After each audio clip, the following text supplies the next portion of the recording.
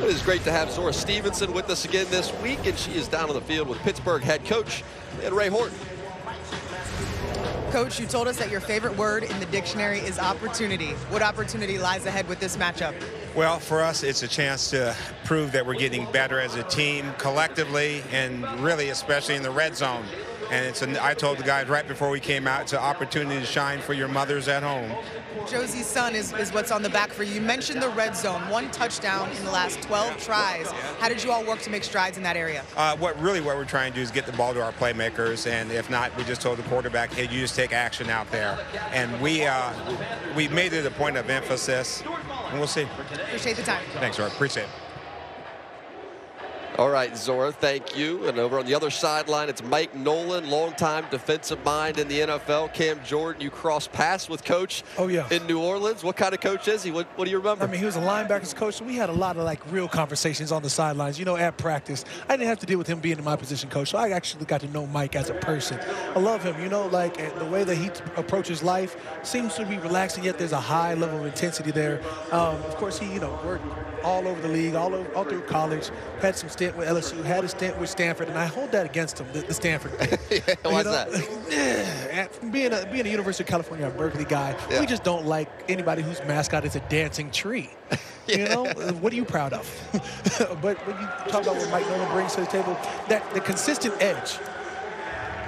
Yeah, defensive coordinator he was for 25% of the NFL. You think about that, 25% of the teams in the NFL. Of course, was the head coach for the 49ers from 2005 to 2008. And he always had those crispy suits on the sideline. He had to petition to be able to wear those suits, always looking good on the sideline. His wife dressed him. Mike didn't do that himself. Oh, there's no question. And he was most recently with the Dallas Cowboys in 2020. And he felt like that experience taught him a lesson about the importance of simplicity on the defensive side of the football. Doesn't want guys thinking too much, wants them in attack mode, and their defense has been strong this year. Absolutely. So they kick off from the 20-yard line. It's the return of the kickoff return. What do you think about this in this move from the USFL?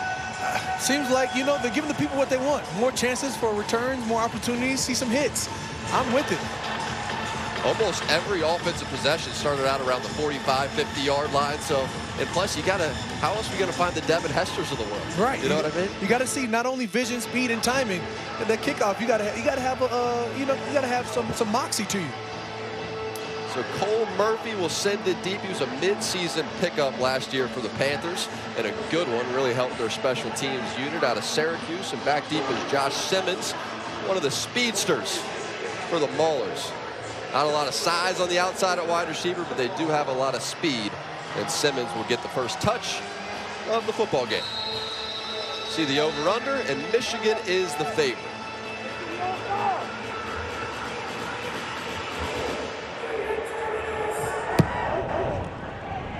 It's a low kick. Out to the 6 is where Simmons catches it. And here he comes, and of course I jinxed the kickoff return, and he gets stopped up right there at the 26. Oh, we got some action. So this is what the progressive starting lineups look like for Pittsburgh's offense. They only have one offensive touchdown on the year, and that touchdown went to Bailey Gaither, who we caught up with on the field before the game. But look at this group of wide receivers. He's 6 foot, 188. And he's the tallest wide receiver of the group. He can definitely run a little bit, though, and he's been one of the favorite targets since Troy Williams has taken over at quarterback these last couple of weeks.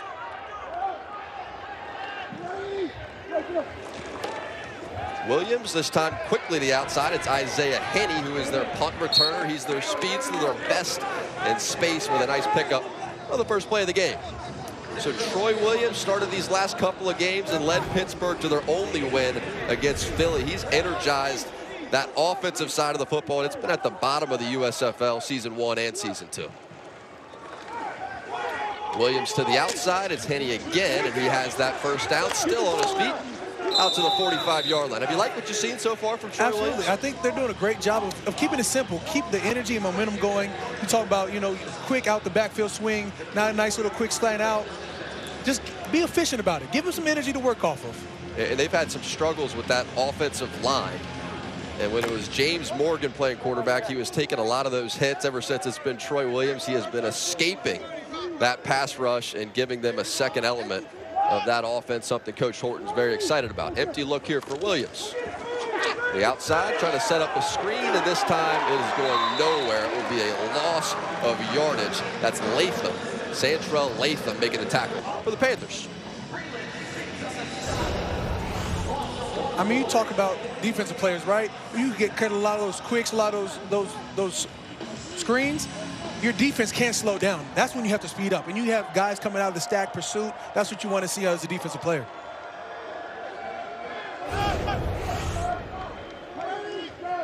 Now a 2nd and 11 following the loss. Here's Williams. See what he's capable of. Trying to get away and cannot. That's Warren Saba, who mirrored him and made the stop.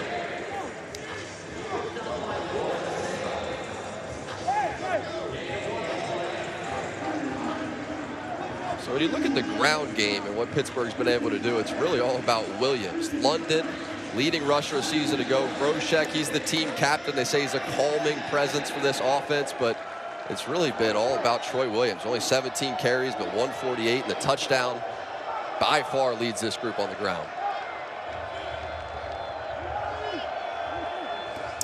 3rd and long. Troy steps up, takes a hit. That pass is deflected up into the air, and lucky just to see that pass fall onto the ground for an incompletion. Love it. Bring the house. I got you. Bring the house. 3rd and 9. You got to bring everybody. You see how, look, you bring in more than they can block. Get your hands on the ball. That could have been what we need to see. The turnover. The turnover is going to be keys to this game. Love Frank Genda getting his hand on there. Punt group comes out. Matt Mingle will send it deep. And back deep is Ismail Hyman.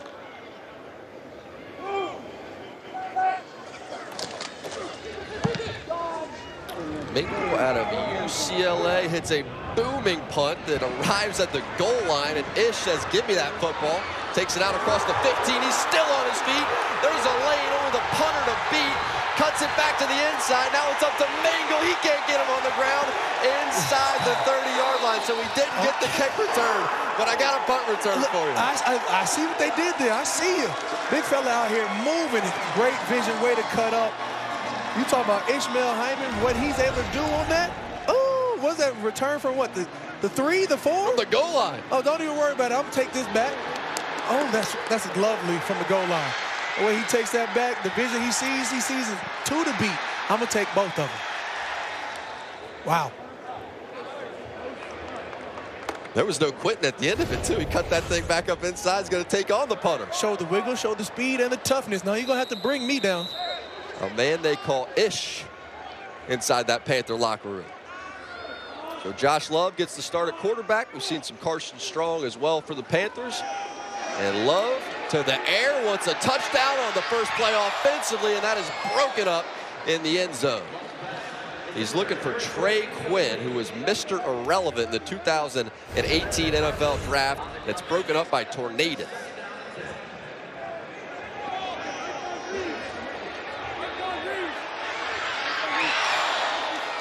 Oh, man, you got to love that defensive play. I mean, you think about wide receiver, he goes to high point it, and he's about to bring it down. He just had 2 on him. But you got to love that confidence Josh Love has to go trust his receiver.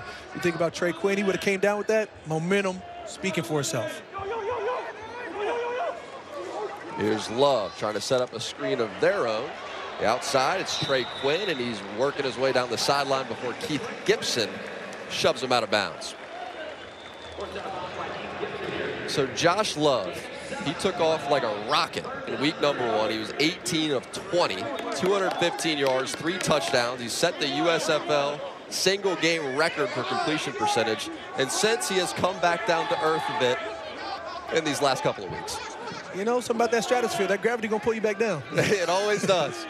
It always seems to. Reggie Corbin, the running back, one of the stars of this league. Ishmael Hyman this time down to the 6. It'll be 1st and goal for the Panthers. He's got the ish. He's got that ish. He's trying to get loose. I mean, you love to see it. Took that punt return big, and now, you know, give him a little wiggle room. He's got a quick in, catches it, turns upfield. You love to see it. No moves. I'm going straight vertical. I'm trying to go straight to the end zone. I see what they're doing there. They got some energy to them. See if they can't finish this off. And they have 3 inactive wide receivers this week, talking about Michigan, but they do have their 3 best who are able to play. Here's Reggie Corbin. Corbin with a little shake, and he'll take it just to the 5-yard line. Really talented linebackers on the side of Pittsburgh. That time it's Tizino who made the tackle. And right next to him, you know, big fella, Olive Sagapolu. He's going to plug that middle now. You may want to stick between the tackles, not so much between the guards. Olive Sagapolu, Boogie Roberts, 2 of the absolute best on the defensive line for Pittsburgh.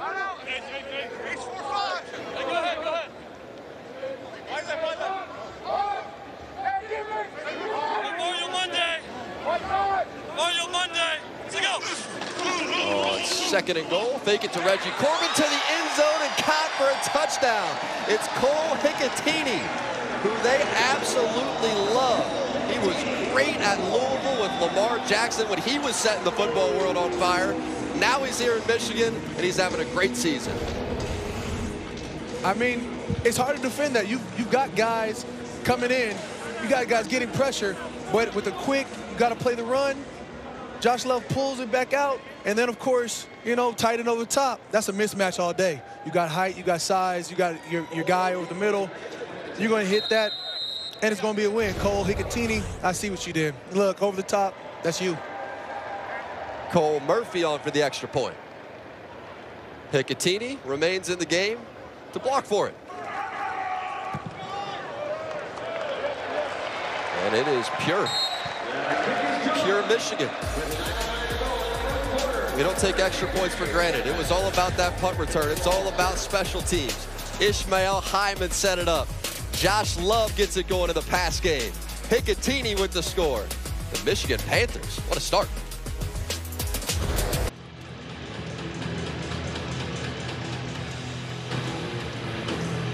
So the Michigan Panthers, what a start for them offensively. This is a little throwback to week number 1 for Josh Love. This was the original version of him that we saw this season. And that's them taking advantage of the momentum gained from Hyman. You talk about, what, 80-yard punt return straight into, let's get it going. You know, quick little in, quick little slant. Then you have the play action to draw the defense in.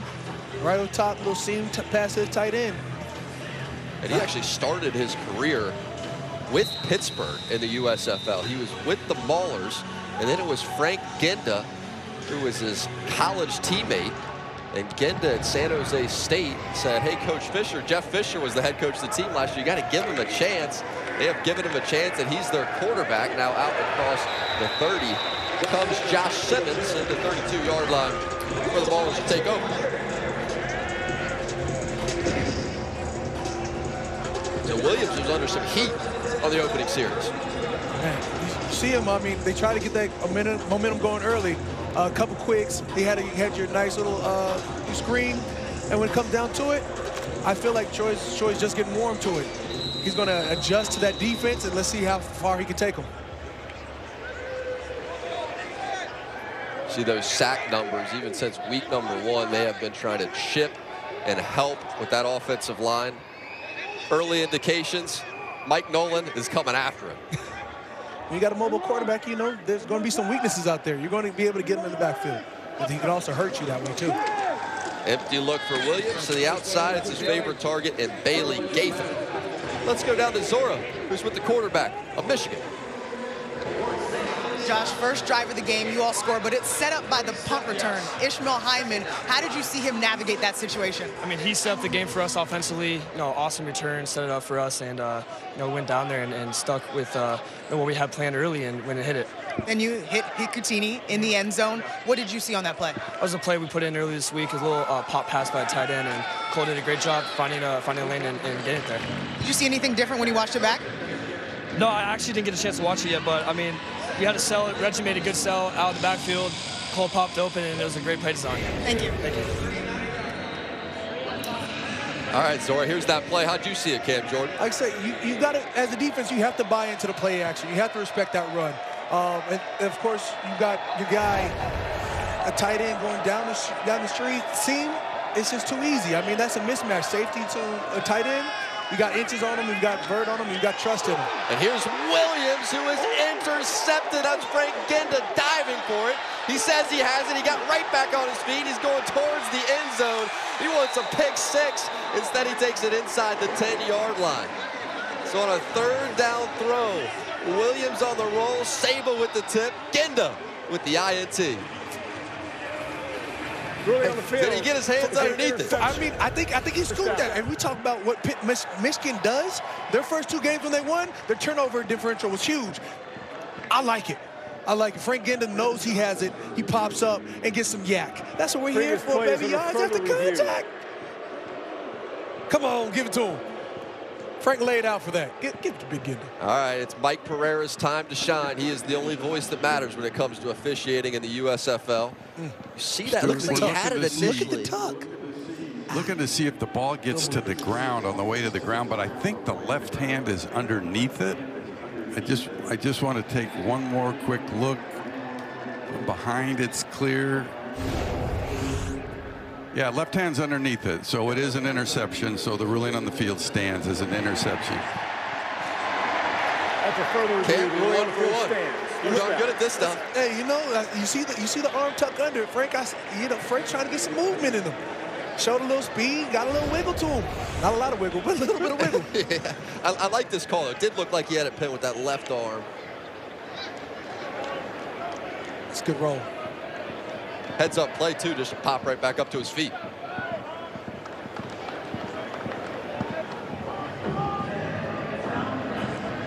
I mean, look, you see Troy Williams has his guy, Isaiah Henney, locked After in. further review, and the he never looked him off. player was down by contact at the 46-yard line. Able to get a hand on it. First down, Michigan. Tips equal picks in this league. You see what Frank Genda's able to do with that ball hanging high. As it open it up. So Get a little yard. You don't want to let it get outside. They're going to give him the interception, but they're going to say he was down by contact. So all the yards on the return. Genda's big moment gets brought back out to the 46. That was Warren Saba who had the first opportunity really for the interception, but set up Genda. There's 10 takeaways by Michigan. That is the most in the USFL. Here's Lowe, slings it to the outside and has his wide receiver, and Ishmael Hyman working his way down the sideline, come up just short of that line to gain. That's Tornenden making the tackle.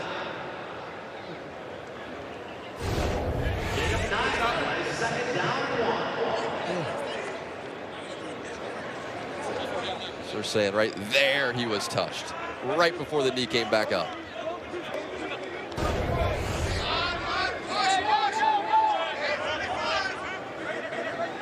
This Panthers team, couple of the best running backs in the league. This time fake it to Stevie Scott. To the outside, this is Quinn. And that is a great play made defensively. Keith Gibson, who had the interception a week ago, this time the tackle for loss.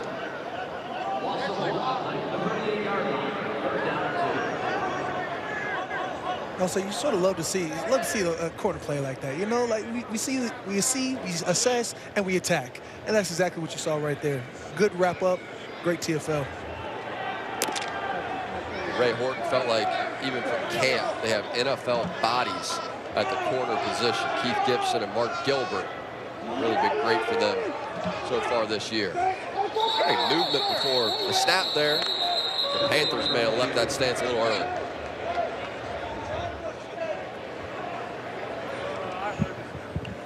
Full start. Number 76, offense. 5-yard penalty. Third down. That's on Sean Pollard, the two-time national champion out of Clemson.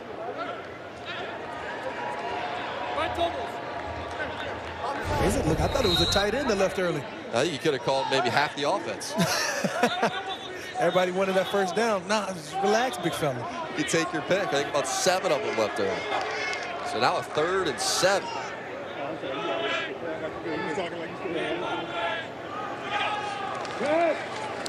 Love taking his time. Bogey Roberts there in his face and just has to sling it to Walker. Now Walker wants to throw it, and he's able to get the ball out of bounds. He had a defender on him immediately, and Tarpley decided just to launch it. He was a former quarterback you trace back to his college days.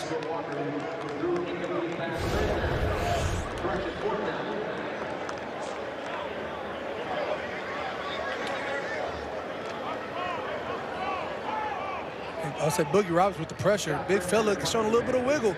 Another San Jose State guy. What is this, like five San Jose State guys between the two teams? 6 of them? It's like they're in a college reunion. It was funny, too. We got to talk to Bailey Gaither a little bit before kickoff about that. He says it's word of mouth. It felt like the word of mouth of this league's strong when it comes to recruiting. People just talk about the guys they love to play with. And before you know it, the coaches, the GMs, they just go get them. Buy in. Buy in.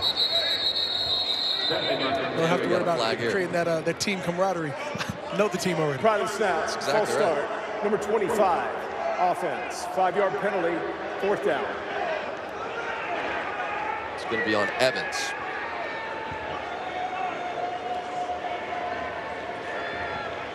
I sort of like Boogie Roberts. I always like a big guy and like a single-digit number. It gives me very SEC football feels. What do you like about his game? I mean, when you have a guy who's, you know, they got him listed at 290. Come on, he's an interior guy for a reason now. He shows a lot of wiggle. He shows great footwork. And when you talk about body adjustment, maybe to push the pocket, you love those interior D linemen that can do that. Yeah, told us he lost about 20 pounds coming into this season number 2 as well. And it's Kids Day at Ford Field in Detroit, Michigan.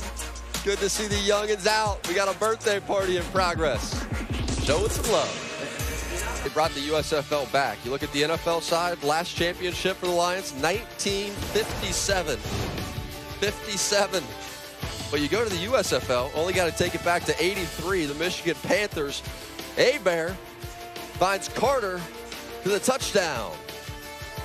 48-yard touchdown. Michigan goes on to win it 24-22. Bobby Hebert named the MVP. Over 300 yards passing in that game, and it was funny. Jason Garrett and I, we caught up with him last week driving to the game. He remembered every single player on the team. He was naming backup lineman, left tackle, right tackle. He remembered everybody from 1983. A little reverse to start here to Trey Walker. And Trey Walker with a nice drive starter to pick up that first down. All the people in the building where I've been has always said, championships you always remember. That's right. Haven't won one, so I guess I haven't remembered one yet. Time's coming. Time's coming this year, Vegas. New Orleans Saints, Super Bowl. They got you training up those draft picks in New Orleans now, huh? A couple defensive I'll lines. say we got Brazil out of Clemson. We've got Fauci out of Notre Dame. You know, we got some D-line talent, and we're okay with that. Sure do. Isaiah Foskey, all-time leading sack man at Notre Dame. So option here, flip it to Isaiah Henney, and he'll pick up 4 or 5 yards before Warren Saba shoves him out of bounds. How tough is defending that option as a defensive lineman? That's the easy part, because you know you have linebackers coming over the top. You take away first option, linebackers, corners take care of the second, or whatever else is coming. All I know is I see ball, hit ball. Right there, you're probably going to go either for the dive or quarterback. And it's really going to be that dive. I gotta pop the lid first.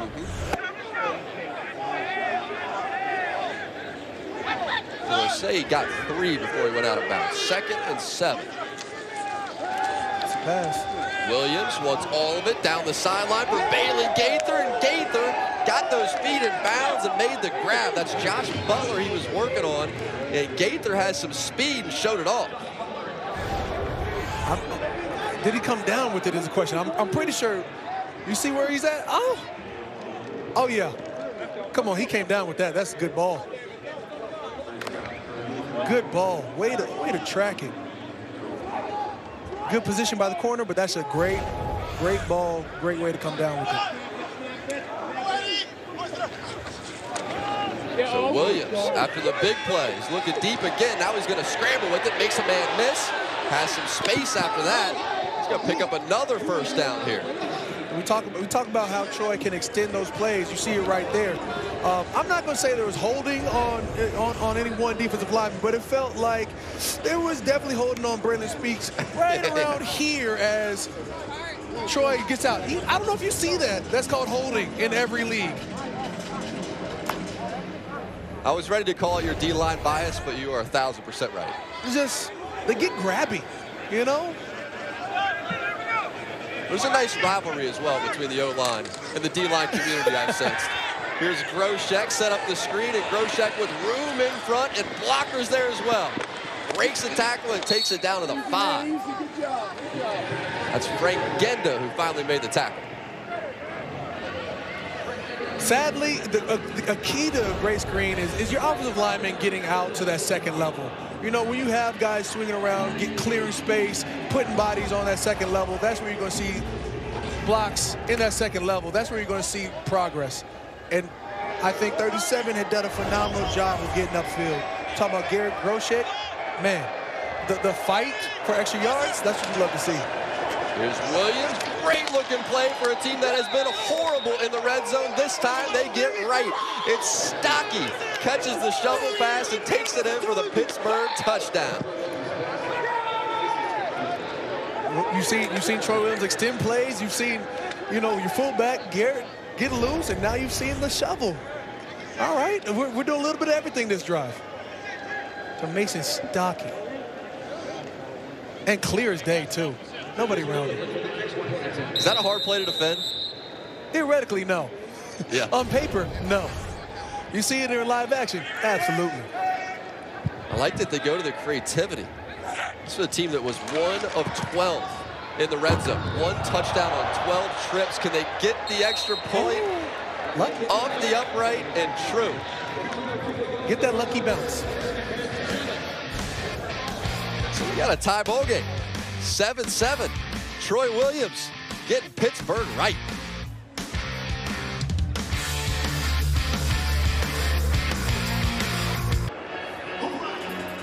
Well, Ray Horton told us a couple weeks ago, he said we're like the Golden State Warriors. All we can do is hit threes. All we get is field goals.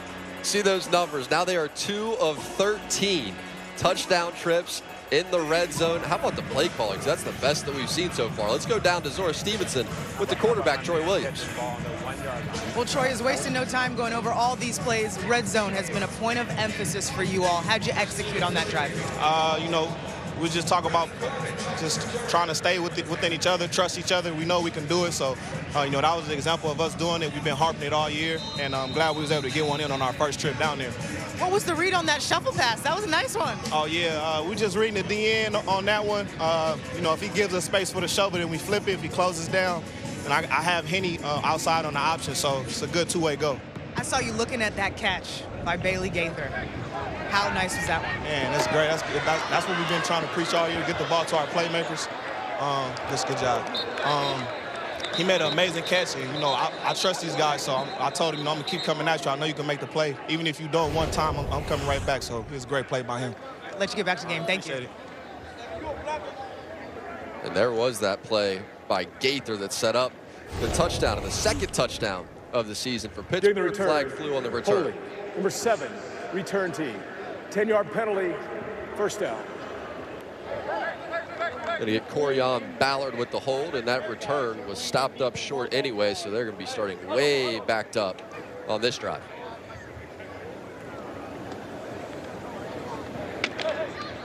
What do you like from Troy Williams so far? You know, that first series, you can see, you know, you want to see a little bit more footwork from him. Get out the pocket, maybe extend the play. The second series, you saw exactly what you wanted to see. He extended plays. He got a little rhythm, a little composure in the pocket. Saw a deep play being made. That's stacks. Like that option element, too, they're introducing with that offense.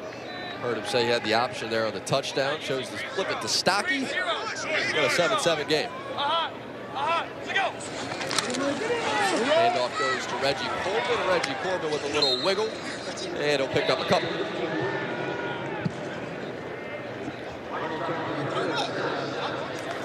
This is what the starting lineups look like for Michigan. Really a talented backfield they have. Reggie Corbin, Stevie Scott, Reggie Corbin, all USFL. A season ago, over 500 yards in year number 1, and he demands the football. He's somebody that is constantly calling for more carries. He'll get a couple here, although he is going nowhere but backwards. That's Okoye, who had him, brought him to the ground. For as talented as he is, you got to get a little bit of steam going. And you saw 45, Dale Warren, shoot the gap, come on in, get in the backfield, create havoc. You love to see it. Come in clean, smooth, because you got those guys plugging up everything else. When you see an attacking linebacker, you can work with that.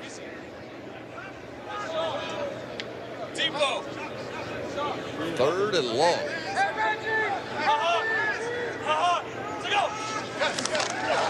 Love steps up in the pocket and fires down the seam, and it's caught again. This is how he had so much success to start the season. He hits Trey Quinn down the seam, but it was all these seam routes that got him off to that electric start. He's going back to it. I'll say attack the middle. You got pressure coming off, but Josh looks composed in the pocket. You see your target, laser beamed it through the seams. Oh, nice catch, nice finish. Trey Quinn coming down with Trey Quinn is starting to pop up a lot more. He had some moments with Washington during his time in the NFL as well. Here's Reggie Corbin, and Reggie, not much room for him. Did he lose the football? Ball came out. Pittsburgh says they have it, and Pittsburgh comes up with it. That's recovered by Vaughn Taylor. Ruling on the field is a fumble. Recovered by the defense. First down, Pittsburgh.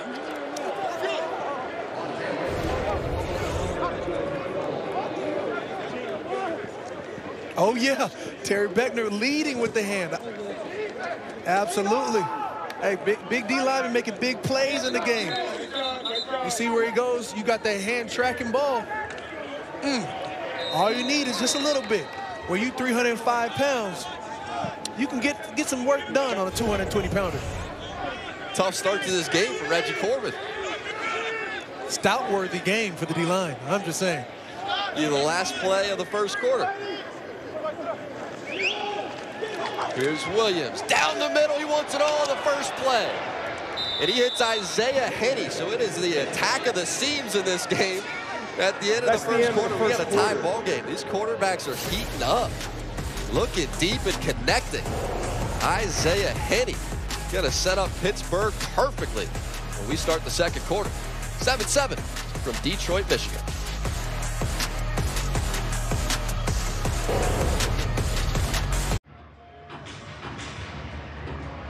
And don't miss the crowning of a new world champion. WWE Night of Champions streamed live May 27th, 1 p.m. Eastern Time, exclusively on Peacock. WWE superstar Big E. He got into it a little bit with Michigan Panthers mascot Pablo, and it appears Pablo, he got the most of it. I'll say Big E met a bigger Panther. That's right. It's a battle for the superstar title there. So that was the 8th takeaway from Pittsburgh. They are now second in the USFL, only to Michigan. Now Williams, he wants to run with it. Goes right at Frank Ginda, who made the tackle.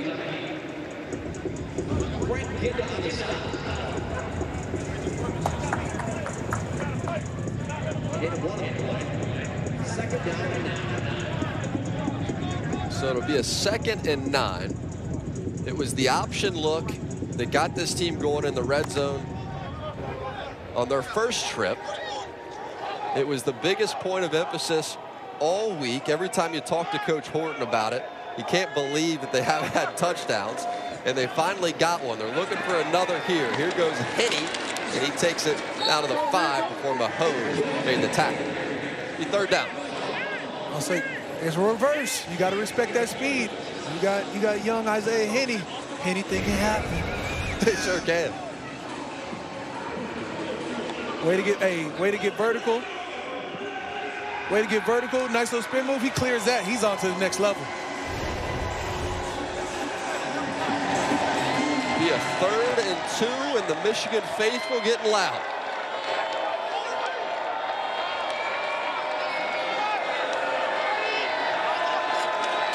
Here's Williams to the end zone, caught for the touchdown. Goes right back to Isaiah Henney, working on Saba for the score. When you get hot, you got to ride that hot car. Henney looking special.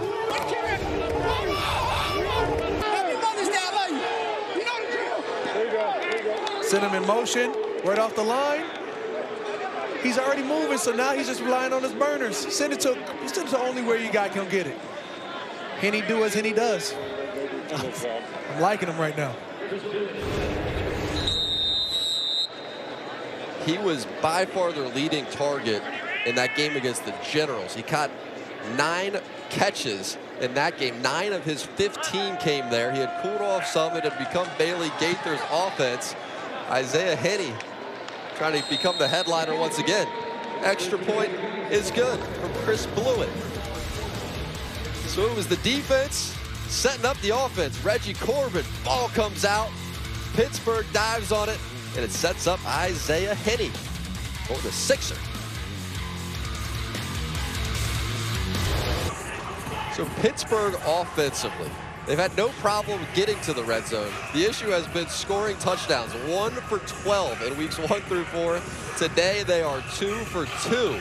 And Zora's with the man who paid off the second, and Isaiah Henney. Isaiah, what kind of connection do you have with your quarterback to make that last play happen? A really good one. It's one that's built for months. You know, we came out here in March, and so I've known Troy for a long time, and so it's not that hard to create a connection like that. What went into that last play? Just give me kind of some of the X's and O's of what you were trying to do. Just capitalizing on stuff we do in practice. And then we had a Michigan defense that was kind of tired, and we decided to take advantage of them, doing motion, stuff like that, just getting people moving and getting them out of position. What do you need to continue to do in the red zone to keep this going? Execute. We know what's kind of being said about a red zone execution, so we kind of just let it go, you know, in one ear and out the other, and just focus on our job that's on the field. Isaiah Henney, what's your nickname? The commissioner. Not anything is possible? Oh, no. But you know what? Anytime, anywhere, anybody can get it. Thank you. Yo. The commish, I know you like that. Anytime, anywhere, anybody can get it. On the return as well, Reggie Corbin trying to get himself back on track. Brings it out into Pittsburgh territory. But Isaiah Henney's something. He's definitely their best player in space. 2-time captain he was in college at Sacramento State. He had that 82-yard punt return for a touchdown. That came in the season opener week 1 against New Orleans, and he is back to his heat streak.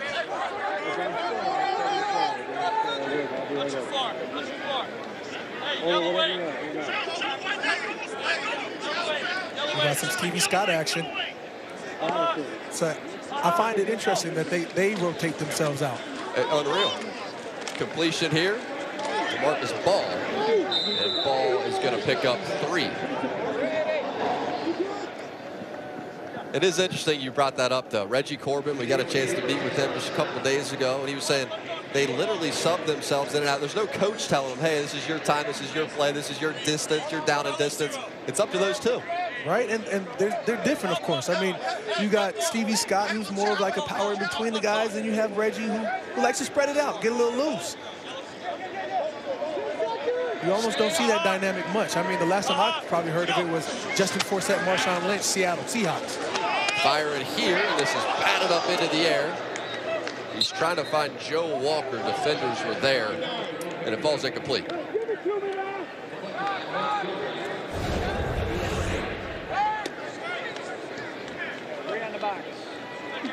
So that's good, good awareness. Get a hand on there and get close. I mean, tips can equal picks. Mark Gilbert had a hand on that ball. Lord knows you come down with it. You got some space to run.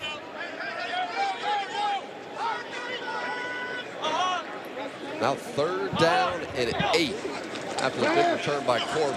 Love fires, has a receiver, and it's caught right at the line to gain. Looks like they're going to mark him about a yard short. Looking for Trey Quinn, and he's tackled by Torninden. It's going to be a 4th and 1, and it appears Michigan is going to get on the line and go. A little quarterback sneak here. Love to the outside with the quarterback sneak and picks up that first down. Heads up play by Josh Love.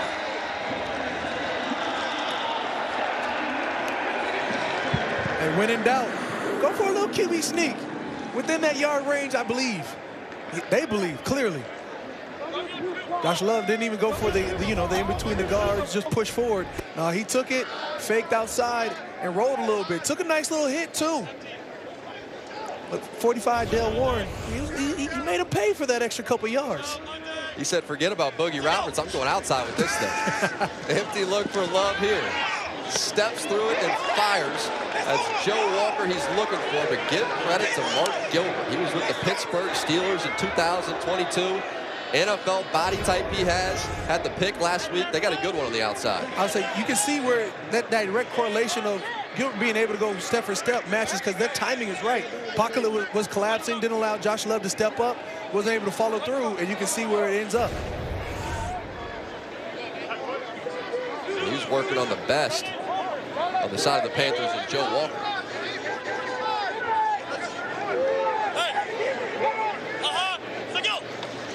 Second and 10. Give goes to Stevie Scott, and there is no room to operate.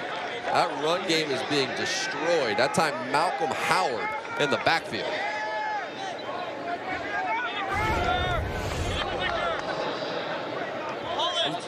To the Maulers defense, the credit to them, because they've really shut down this running game, which we thought was going to be a disadvantage. I mean, when you think about what they've been able to do, collapse the pocket, you had Keith Gibson come in, get on some of that tackle. You had Terry Beckner get on some of that tackle. Everybody's in there.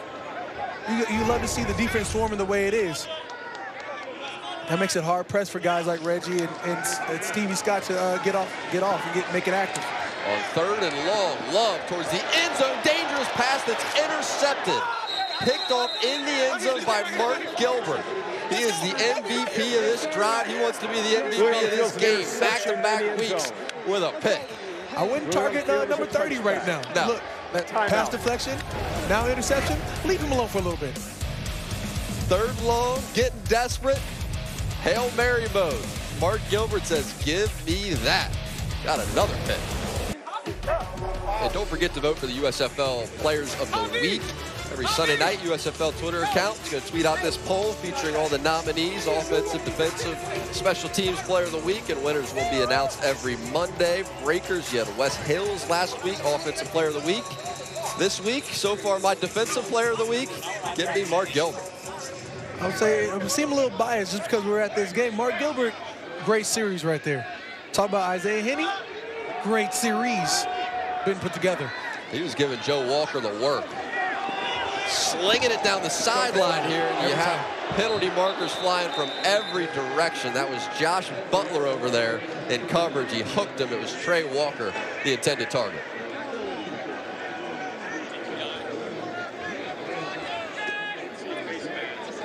A referee is going to see defensive holding every time. But do they see when the offensive line holds? More times than not, the answer is no. Not as often. It's crazy how that works.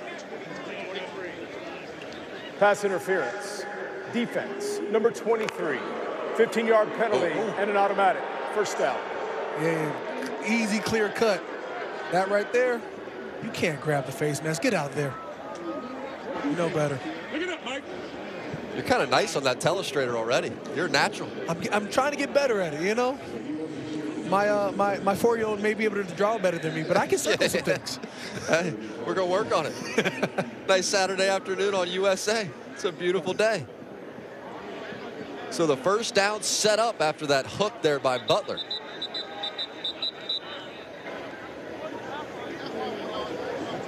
And now they're going to take a pause. And here we go again. So Troy Williams has been on fire to start this game. Hands it off to Groshek. Power run game for Pittsburgh. Plows forward for a pickup of 4.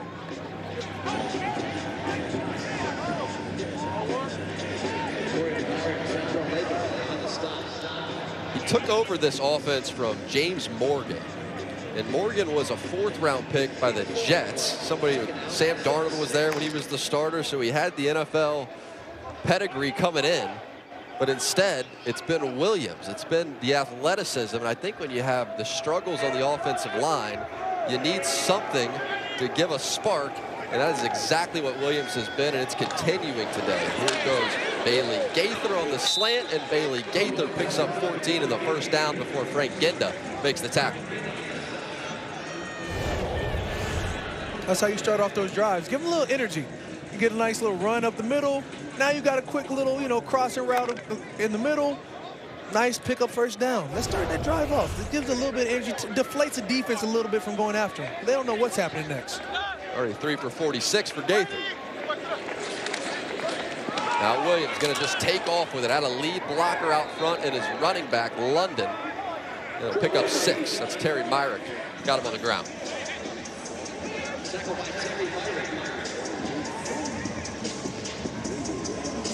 How tough's that quarterback run to defend? Anything unique about that? quarterback lead, it's tough. I mean, he gives you that drop back almost and then takes off. Depending on the athlete, you have to fully respect it. You know, in the NFL, you see Tom Brady do it, you don't worry about that. Yeah. You know, you see Lamar Jackson, be aware of everything. You know, even guys like Josh Allen, for sure. You guys got after Tom Brady pretty darn good, man. What was it about Tom Brady in that matchup? When you don't leave the pocket, you can get after him. You know, out of the times we played him, I'm always going to remember them not putting any points on the board one game. You owe for Tom Brady. You're going to keep that winning forever. It was on Sunday Night Football, too. Absolutely. Got to love a good win. We got a timeout here for Pittsburgh. I think Ray Horton will take this start to the game. Already 2 touchdowns. The defense is playing great. Everybody talks about the Michigan run game and Stevie Scott and Reggie Corbin, and there has been 0 room for them to run. You know, we were looking for more pass rush, but you're right. The defenses have honed in on these run games, making them almost one-dimensional. Michigan wants to succeed. They got to get back to what they're great at, and that's getting the ball on the ground, being able to spread it out a little bit. Coach Horton, he's a 3-time Super Bowl champ himself, once as a player, twice as a coach. He's defensive coordinator for 4 different NFL teams, his time in the league, and most recently was the defensive back coach with Washington. Now he gets to lead this team with his son, and his son Jaron is the defensive coordinator who has been doing a job taking over. Look at the last 3 games, allowed the fewest yards per game, most takeaways. Really has been great these last few.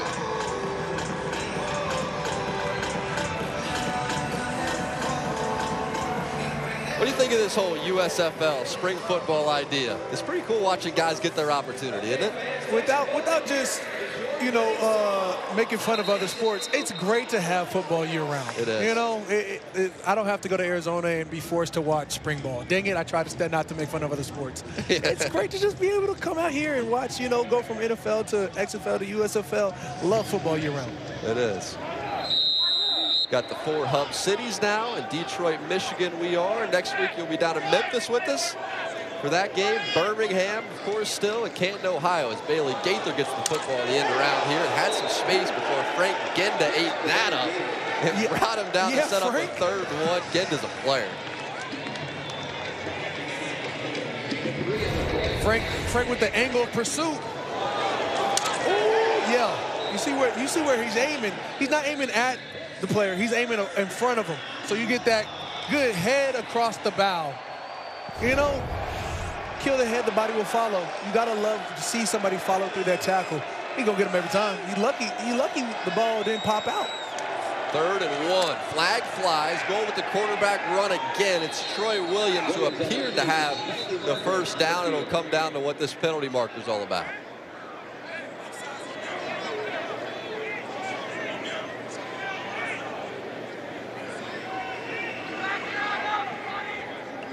Offside.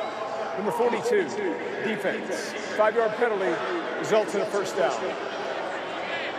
Had the 1st down anyway. That was McMillan that jumped.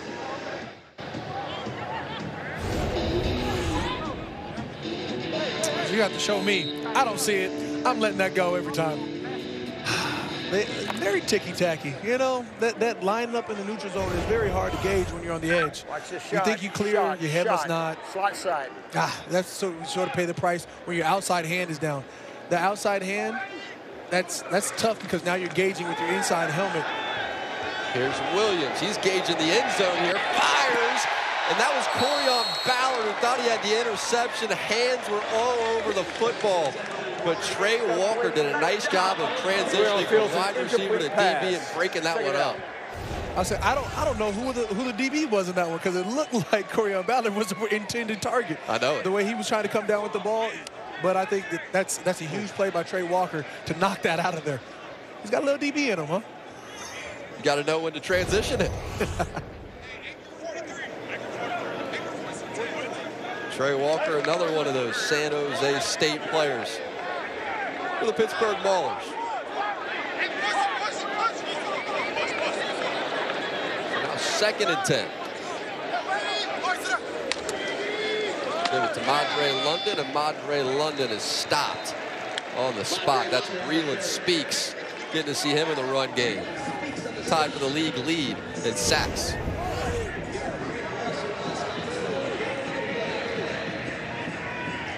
Speaks, outside swipe. It's a little fake long arm outside swipe. Lets him get it back into the play. Hey, if you can't affect the passing, you got to affect the run. And he's doing a little bit of everything. They get a little second long, third long. You're going to really see Speaks start to shine. Got to play with the Kansas City Chiefs in the NFL. You got whistles here before the snap. Michigan, their first of the half. And Michigan will take a timeout. It's a 7-point lead for the Pittsburgh Maulers, 5:05, second quarter. Just want to give a huge shout out to my mom. She's my rock and foundation, and I wouldn't be here without you today. I love you so much. Hope you're doing all right. So all the women who helped me get to where I am in my life today, happy Mother's Day to y'all. I love y'all. Appreciate y'all. Yo, what up, Mom? Happy Mother's Day. I love you. Tell my sister to take the trash out. All right. Oh, man. Happy Mother's Day. Everyone out there. You got Big E. He's passing out some roads. That's a great move. What an absolute gentleman there. Big E's out there. Big E's working. He's working. Any shout-outs for you?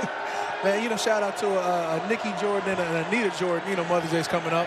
Of course. 3rd and 10 and sack. There you go. How about a shout-out for Breland Speaks? You know who it was going to be. Oh, I've never seen the snow angel go down, though. I think he must be face up when you do snow angels. He must have been swimming. In the dome, too. Turf angels are different. You got to go face down. You come off the edge with no chip, no help. They got games. They got a TE game. Love to see it. You see the pin, the ricochet from Breland Speaks over with Ethan Westbrook, who was over at the Saints for a time during COVID year. And we have got a deep field goal attempt here from 60. And a whistle blows before this kick, but we do get a look at it. Delay of game. And he does have the leg, can't confirm. 5-yard penalty, 4th down. Oh, I don't know about now. Oh, we just said he had the leg. He had the leg for 60. I'm not sure about 65. Push him back. It was funny, though. Ray Horton was saying, we had him kick a 62-yarder. Chris Blewett had him kick from 62 in practice. Brought all the team and the players around him, put more pressure on him, and he drilled it. So he said, now at this point, you got the green light. 60 plus, go do it. 65, that's a lot. I don't know. It's a big penalty. Did they hold us up? That's confidence right there. I don't know.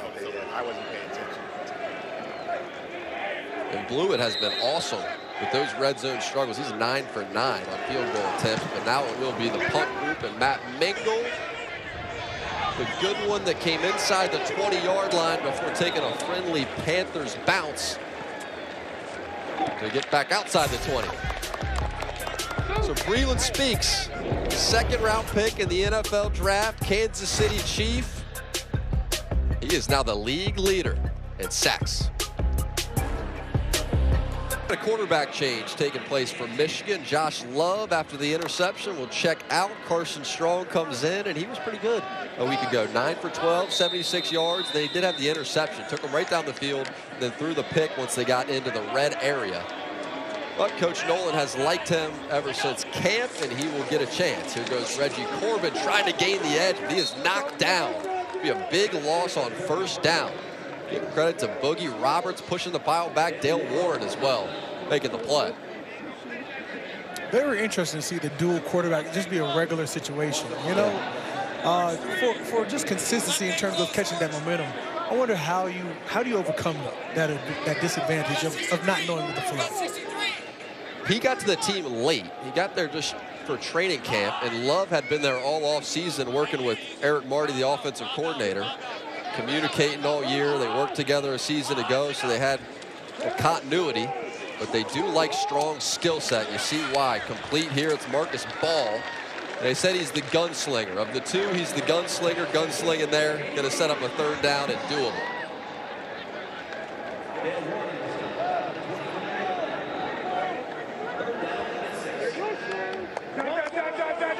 played at Nevada. Both their quarterbacks were Mountain West Conference Players of the Year. Josh Love, 2019. Carson Strong did it twice, 2021, 2022. 9,000 yards passing he had there for the Wolfpack.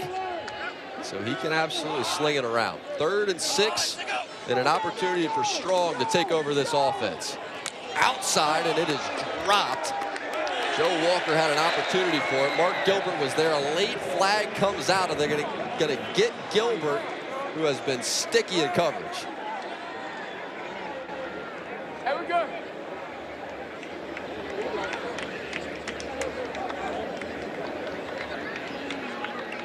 Pass interference. Defense, number 30. Spot foul and an automatic. First down.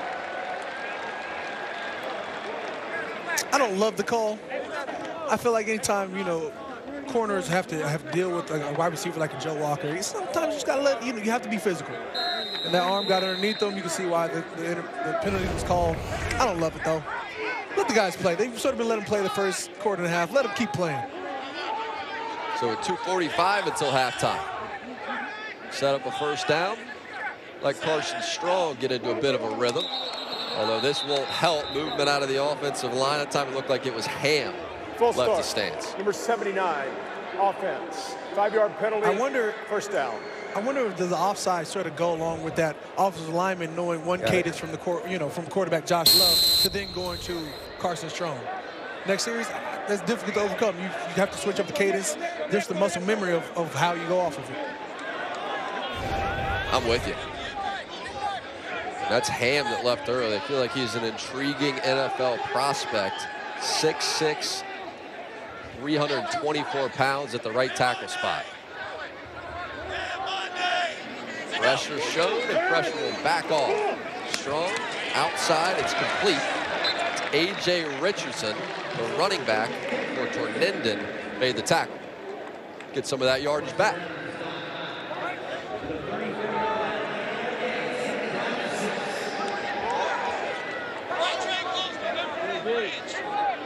As we wind down to halftime, they'll play with some pace.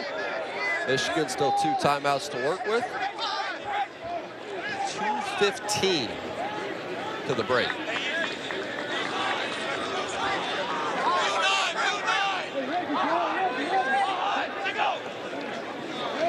Strong wants all of it. Deep down the field, it's Joe Walker. It's been the favorite matchup. Mark Gilbert, coverage was great again, and he got the incompletion. Maybe we stay away. Maybe we stay away from Mark Gilbert.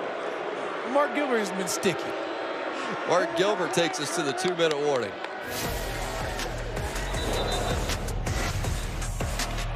This stride is for the 2-minute stride. warning. Good on good. Joe Walker's been a marked best man. receiver, best DB. Advantage Gilbert. Great hands. Just coming up on the Arby's halftime show, we got head coach interviews, play of the half, at the weekend review as well. Coming up just a couple of minutes. Oh, Mark Gilbert, DB for the Maulers. Locked down. He's strapped his side. I mean, anywhere Joe Walker goes, you're going to see number 30, Mark Gilbert, follow. And on that side, maybe Mark Gilbert has had that edge. Maybe Joe Walker needs to try that other side. We got pass deflection, we got interception. They have one penalty, but you know, it's a battle. This last pass deflection was beautiful. Great position, great reach out. Never got overexerted. Stayed calm, kept composure. 3rd and 6 for Carson Strong. Strong down the middle of the defense, dangerous pass, big hit there. There's 3 Mauler defenders in the area. Tarpley was there, Tizino was there. What was the flag? He was too well covered? Looking for Ishmael Hyman. I'm wondering if it was something to do with the hit. Personal foul, unnecessary roughness. Defense number 2. Play is under further review.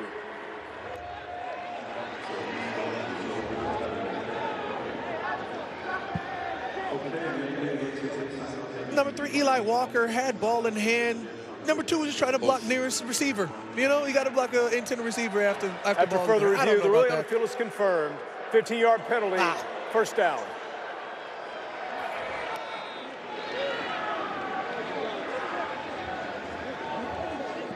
All right, Mike Pereira from the Rocket Mortgage Replay Center. How did you see that play? Hey, Jack, I thought originally that number 2 was trying to make a play in the ball, and I didn't think it was a foul, but he wasn't. He actually launched, and then he hit the head or neck area with his right shoulder, so it is a good call.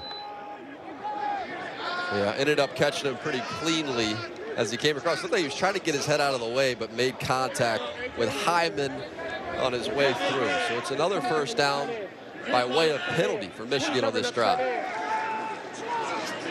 Strong down the sideline. It's a little too strong for Joe Walker. That time Joe Walker had a step on Mark Gilbert, finally beat him, and the throw's just not there. You said Strong was the gunslinger, and he's trying to air it out. He's trying to create some type of air raid.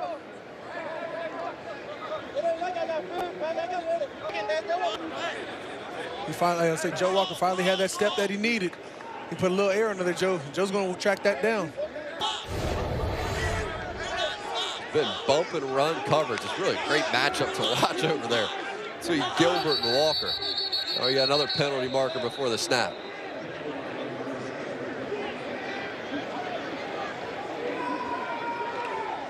Twelve players on offense. 5-yard penalty.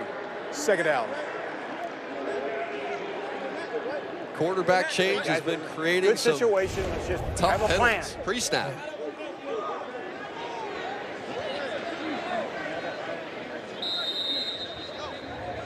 I don't know if you just heard, head coach Mike Nolan talk about have a plan. Come on. Better than this. 12 people on the field, can't happen during the game.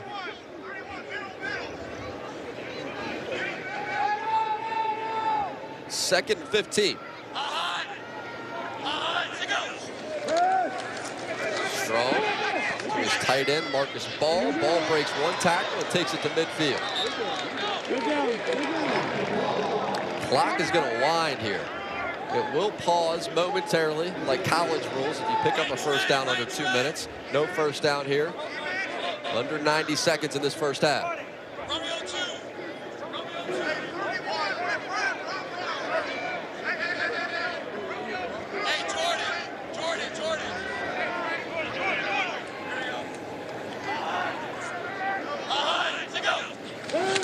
Strong has time, flushed, fires, and almost intercepted again. You would think he would learn that lesson. Mark Gilbert about had a second. You know by who? maybe we stop targeting Mr. Mark Gilbert. Maybe we put a little respect on his name this game. Carson, great way to navigate through the pocket, but maybe we don't target Mark for the rest of the 2 minutes. Get yourself a little bit of a breather. I like the fearlessness though. He's gonna try and air it out. As you say, he's the gunslinger of the two. He's trying to earn that title.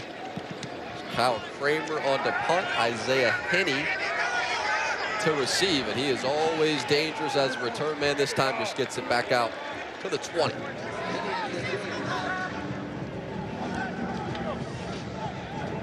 Get you ready for some more hard-hitting USFL action. New Jersey Generals take on the Philadelphia Stars. USFL tomorrow, 12 p.m. Eastern time on NBC and Peacock. And the last time these two teams met, the Stars advanced to the USFL championship game. And it was thanks to that 88-yard punt return touchdown by Maurice Alexander. It was an unbelievable back and forth. And Case Cookus and Philly has been off to a slow start this year. It's kind of what they did a season ago, though. Slow start, got really hot through the middle part of the year, end up making the playoffs, end up making the championship game.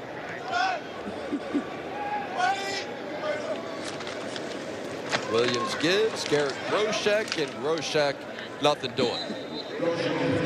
Frank Genda again.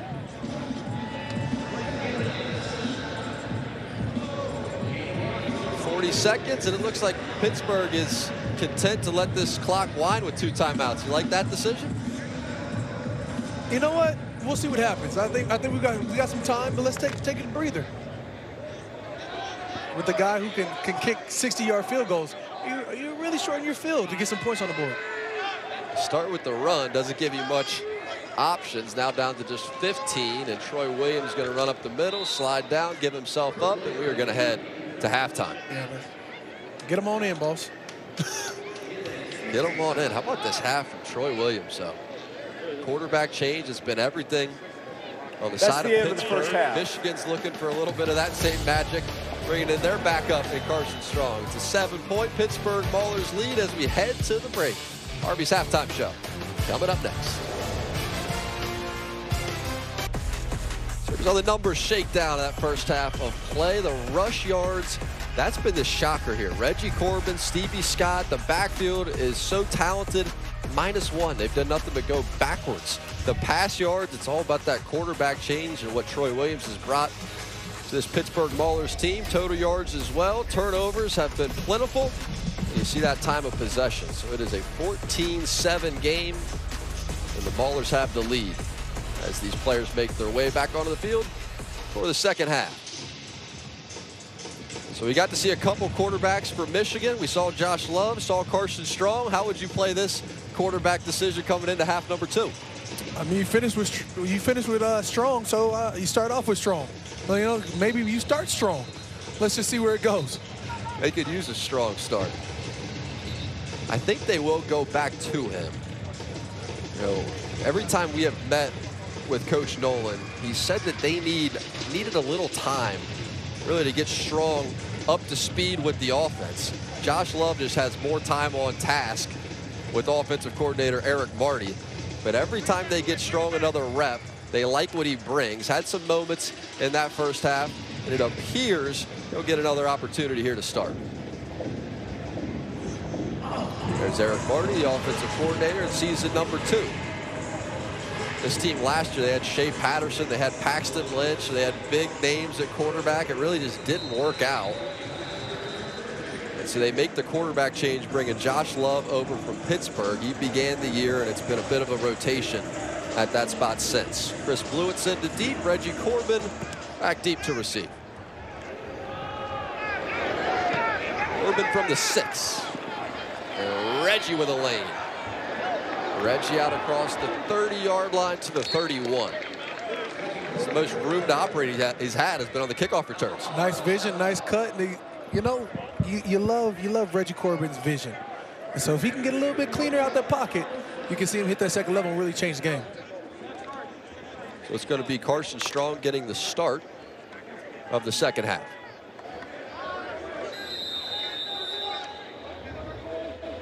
Begin from the pistol with Reggie Corbin just behind him. Give it to Reggie, and Reggie finally gets an opportunity to run, and he picks up that first down on a first down carry before Dale Warren made the tackle. I feel like I just said if he could hit that second level, we could change the game. And here we go. You know, as he's going between the tackles, cuts outside. Oh, on the backside of it all. Makes one miss, and we're on to races. 6 carries, just 11 yards. Go back to Corbin. This time he's going to pick up 4. Working right up the middle of that defense. That was Tizino that eventually got him on the ground.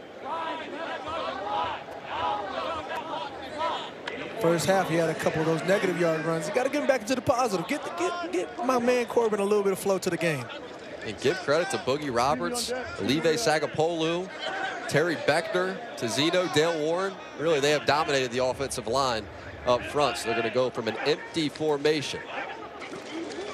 Carson Strong, and Carson Strong is brought down hard. It's in the arms of Terry Beckner. Terry Beckner. On my way, giving him a shout out. Hey, quietly having a heck of a game before Mother's Day. Shout out, Mama. On the field was a fumble recovered by the offense. Third down. You got Boogie Roberts really creating that penetration, making Carson Strong step up right to the hands of Terry Beckner, who also had that good forced fumble earlier. Terry Beckner got that grip, because there goes the ball again. He's got a knack for it right now. I don't know if they're going to call it a forced fumble, but it should have been. We love that high effort right there, big fella. And Beckner slammed him down hard. 3rd and 11. Strong tried to escape. able to escape the initial rush and now just throws this football out of bounds. And Strong was slow back up to his feet after the hit by Beckner, slow back up to his feet after taking another hit here and a 4th and 11. Great blitz. Looked like an avalanche. Everybody was free. All the white jerseys you saw come through. He had Tizino come through. I mean, there goes Olive for that finishing hit. Run, Carson Strong, run. Kyle Kramer on to punt. Isaiah Henney back deep for Pittsburgh.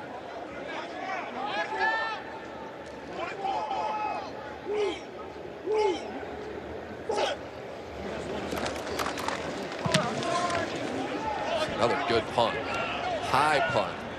Goes all the way to the goal line. Kyle Kramer out of Miami of Ohio. Just down the road. Get a little name for himself. 7-point Pittsburgh lead.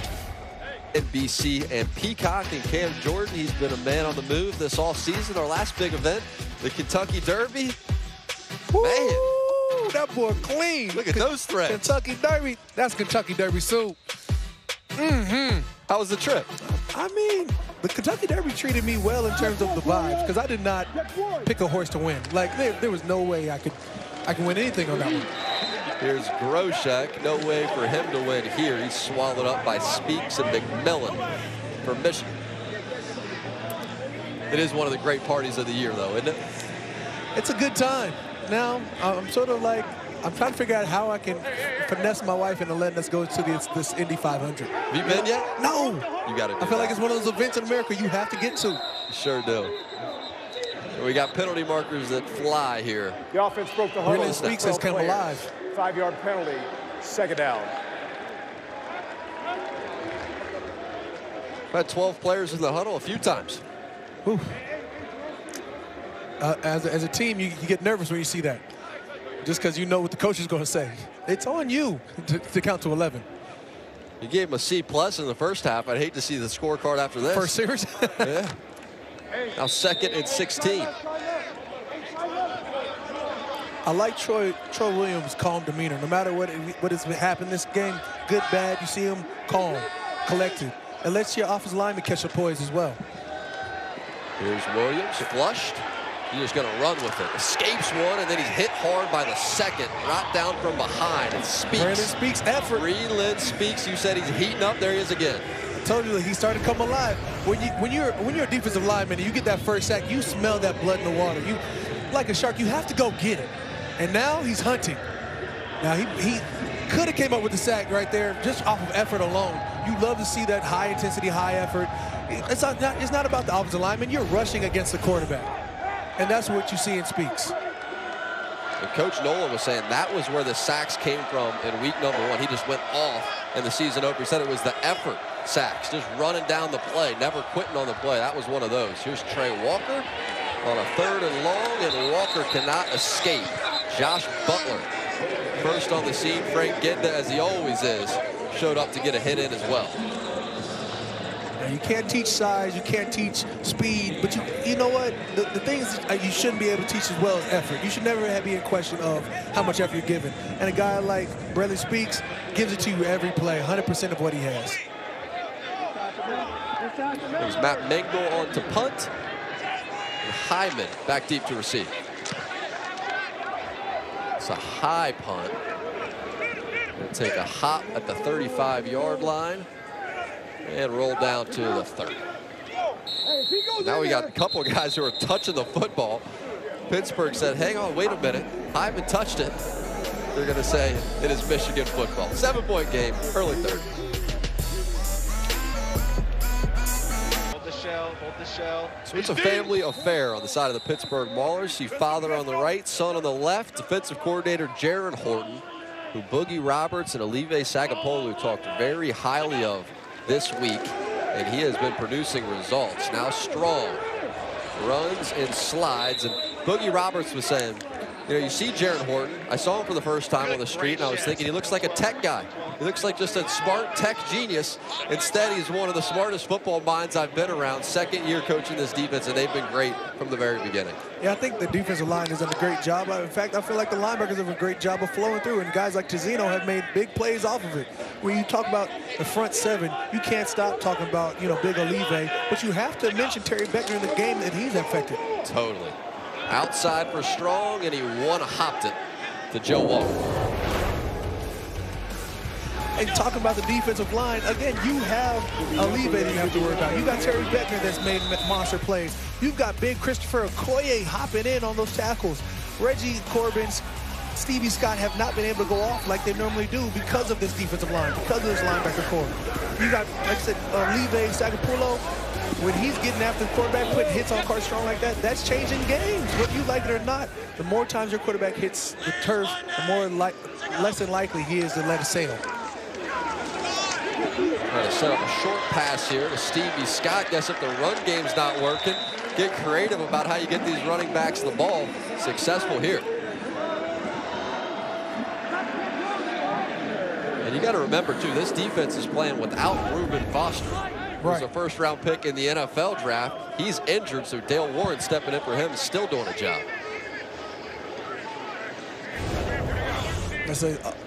The way that the Maulers offense has sort of taken and created those different formations, Pittsburgh may want to do the same, or Michigan may want to do the same. They may want to start switching up, get a little bit more in the air, start attacking that middle seam. They're getting a little too caught up in attacking numbers. Trey Tarpley making the tackle right there at the line of scrimmage.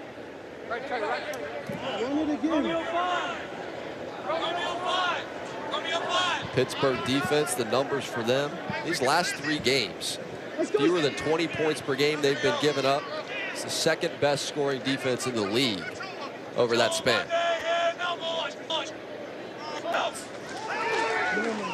Strong, complete.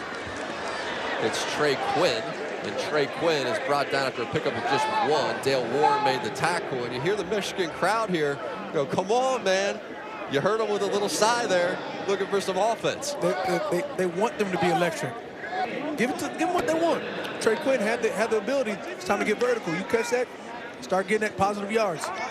3rd and 9. You wonder how big this play is for Carson Strong. Could they go back to Josh Love at quarterback? They don't get something going offensively. 3rd and 9. Oh. Strong taking his time, taking too much time, and he is hit and dropped a couple defenders there. Malcolm Howard was there, Nazir Player was there, and they combined for the sack. 3rd and 9, you know, split backs, it's pass. It's you know it, I know it, Granny knows it, and here they go. Off to the races. Number 95 Nazir comes in. You know what? I hate splitting sacks. You know, when you got a guy wrapped up and a guy like Malcolm Howard comes in second and you split the sack, really grinds my gears. You're saying that should be Player's sack there. That should be Nazir. That is Nazir Player sacks. And we got a dangerous return here. It was picked up and then it was dropped. At the end of it, that ball is loose. Isaiah Henney, did he get his own fumble back? Avoiding disaster, they say yes. It was a weird return from the very beginning. Way to fight for it, Henney. So Henney lost the handle. He said, I just don't call fair catches. It's not part of my game. Wasn't part of his game there. Lucky just to have possession. Glad it didn't cost him. He fought for that one. Zora is with the stars of this game. And Boogie Roberts, Leve Sagapolu as they are working over there on the sideline. Zora, what's happening? Well, Jack, Boogie's actually upset at something. They're giving you all the praise in the booth right now. But what are you frustrated with? I left a couple plays out there, but shout out to our D-line. We're working as a unit, getting pressure on them. The quarterback's been flustered. You see they switching quarterbacks, so we in their head. So just shout out to the group. Like I told you in the pre-game meeting, like this unit is amazing, and I love these guys. And if I don't get it, I know one of my brothers will get it. So I'm just being hard on myself. That's all. Olive, does your guy deserve some more credit? Is he too hard on himself right now? He does, man. I mean, he's taking all the doubles right now, so it gives us one-on-one opportunities. But like you said, there's a lot of plays that we're leaving out there. Collectively, as a group, though, I mean, I feel like we're doing pretty solid. Like you said, they're rotating quarterbacks, so we're getting back there. But there kind of comes the ego in us where we want to make that play. So we're still competing between each other and we're still having fun. How does the bond that you two have, but the line as a whole, you talked about it, Boogie, help in situations like this where you know you can do better? I think just overall, I mean, we compete every day in practice, whether it's running down to see who can break the sack the fastest or just winning on one-on-one. It's little things like that kind of get us an edge, and so we just got to keep on it and keep working. And we still got a whole other quarter to get things done, so there's a lot of things coming through. Yeah, just our group is super tight. We push each other every day. So as you see right now, this is just a testament of the hard work that we do every day in practice. And the standard is a standard in our room. No matter if it's the first or the second group, there is no drop off. So we're just gonna keep giving them hell. And also shout out to all the mothers. Happy Mother's Day. We love you guys. We wouldn't be here without you. You guys are the rocks of our families. Hi, Mom. Love you. There's the smile. I mean, they were so vibrant in our meeting, but all business now, Jack. Hey, get him in between those lines, Zora. It's a whole different thing. And how about the catch, too? You had defense setting up offense. Bailey Gaither with the catch of the year so far in the USFL for my money. He's got this Pittsburgh offense cruising. Now it's set up with a 3rd and 1. But Gaither, how about him getting loose down the sideline? Oh, man. Beautiful catch. Capture, tuck, and I'm rolling. Billy Gaither. He didn't even think about using that left hand. He caught it in stride. Sure did. See me at the track meet. Handed off here, Madre London. London takes it into the secondary before he's brought down hard by Corian Ballard. Just lost his footing. Just lost his footing. He was trying to plant that foot, cut it, and get upfield. Corian Ballard make that tackle, but you're lucky for a second. If we had Madre London planted, it could have been different. You love to see that stick. I see Corian Ballard. Good stick. Way to lower the helmet, lower the shoulder pads. And both these running backs from Pittsburgh over 220 pounds. Heavy backfield as they fire here towards another big body. That's Stocky who made the grab, and he is Stocky, aptly named. Penalty marker comes out. Personal foul, roughing the passer, number 95, defense. The play is under further review. We got a D lineman's worst nightmare here, Cam Jordan. Garrett Marino guilty. You're gonna have to show me because I'm against it. Yeah, so I take that back. Yeah, he knew better. Yeah. And everything means so much more in the red zone. Oh, we got another flag down. I mean, how hard is it to pull off, though? When you're running full speed, you know better, but when you see, like I said, when you get that blood in the water, you just see go blind for a second. I'm just trying to put a hit out on somebody. Sometimes you pay the price. A defensive coordinator once told me, live on the edge, play on the edge, never hurt the team. So play as reckless as you have to in this game. You got to pull up, especially in a hit like that. Ball is clearly gone. Have to pull up. Pump the brakes. Get them next time. Do you ever go with the big push? Because I know you can't hit them and land on them now, but do you ever go with just the big push? Just a nice little shove just to let them know you're there? You have to be able to push and look away. You know, you can't, because a quarterback is the most likely to be a basketball player. He's going to flop quick. They do. You know, like if any contact will flop, and sometimes without contact will flop. So quarterbacks are good, soft people. So you got to know that before you hit them. You got to let off. You got to walk away immediately like nothing happened. And they may get Trey Walker for taunting here. Let's see what he was doing. Was he defending his quarterback? Let's see how this played out.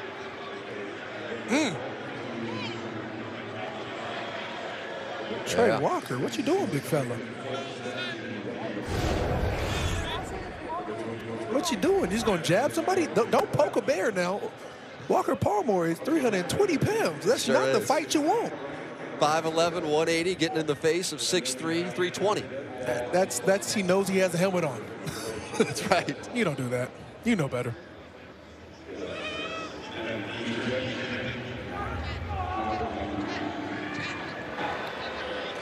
Correct.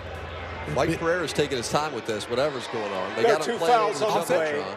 both by the defense. Personal foul, roughing the passer, number 95. That penalty's declined. After the play was over, unsportsmanlike conduct, number 99, half the distance to the goal from the end of the play, and number 99 is ejected. First down. Wow. Wow. So forget about Trey Walker. It was Walter Palmore they were more upset with, and now Walter Palmore has an early end to his afternoon. Yeah, we see the Trey Walker situation. What did we miss? Oh, they're always going to catch the second man in for some reason. I thought they were dapping up right there for a second. They were making it cool, and then he gave him the little shove. Was that all that there was in there? Oh, I mean, he's a big fella, and he gave him a little shove there. And you saw Walker move backwards. I think that's like one of those double technical situations, but what do I know? Here's Williams up the middle here and takes it to the 6. 55 Trey Williams was psyched out by the possible reverse there. That's right. Got him stuck in the sand. That's good misdirection right there. And Walter Palmore, he's a 2-year starter for Michigan defensively, so it's a big loss, especially when you get down here in the red zone and these big bodies at running back. In a tight game, in a tight game like this, you can't lose your cool, no matter what happens. Here's Williams, and Williams held the football, and down goes Troy Williams. Breland Speaks is having a monster game, and it continues. I'd like to say, who hit him first? Was it Breland Speaks or was it Levi Bell? Oh, that's a split him. See, I'm okay with that one right there. The way Speaks knocks 68's hands down, comes around the corner, bends. Love to see it. Then you have Levi Bell on the opposite side. Meet me at the quarterback is what we always say. Textbook. 3rd and goal.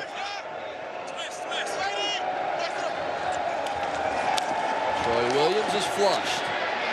Now Williams, eyes still downfield. He'll take off and run with it and take it to the 5. Go for this or kick it? Looks like they're going to kick it. Yeah, probably going to kick it. They got make it a comfortable lead.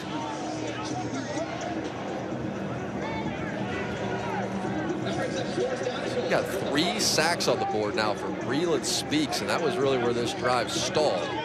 Going to bring on Chris Blewett, and Chris Blewett has been amazing since becoming a Pittsburgh Mauler, 9 for 9 on field goals. So when they can't score touchdowns, they bring on Blewett, and Blewett is through it.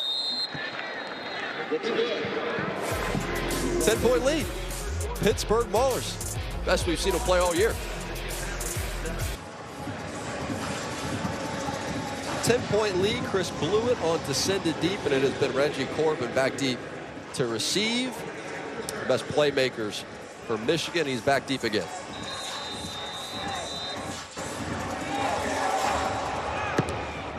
This Michigan team is desperate for offense.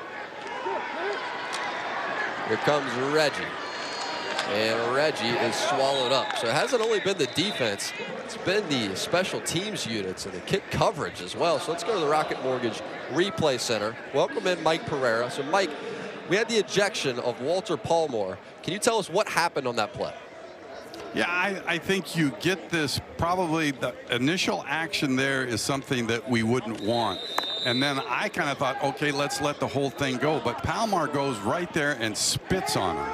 And that's what the official reported. He had the perfect look. And if you spit on a player, that's going to be an automatic ejection. So that's why he was sent to the locker room early. Mike P, good eye there. Couldn't see that initially. It looked like you had both sides that were the guilty party, but you noticed the spit right away. How'd you see that? It was the disrespect from Trey Walker. You're like, you know, Walter Palmore was minding his business. Trey Walker ran up on him and slapped him. You don't poke a bear. And to Walter Palmore's credit, he sort of let it go and then went back. You are going to get the second man caught. And he went for the spit. You saw the head duck down like you knew it wasn't natural. That'll make you wear a visor. Man, quick. 2nd 13 to the outside. It's incomplete, and coverage was Eli Walker. Pass never got there. 3rd and long. You ever see any spitting on the field in your day?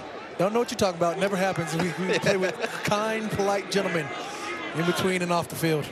Man. Gets in the ejection. So 3rd and 13, and they're sticking with Carson Strong.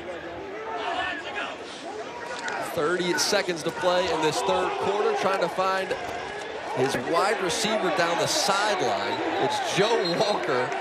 Been one of the great matchups we've seen all year long. Mark Gilbert over there in coverage. He was guilty of a pass interference earlier.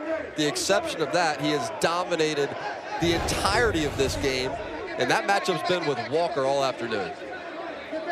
It's been that, exactly that, a battle.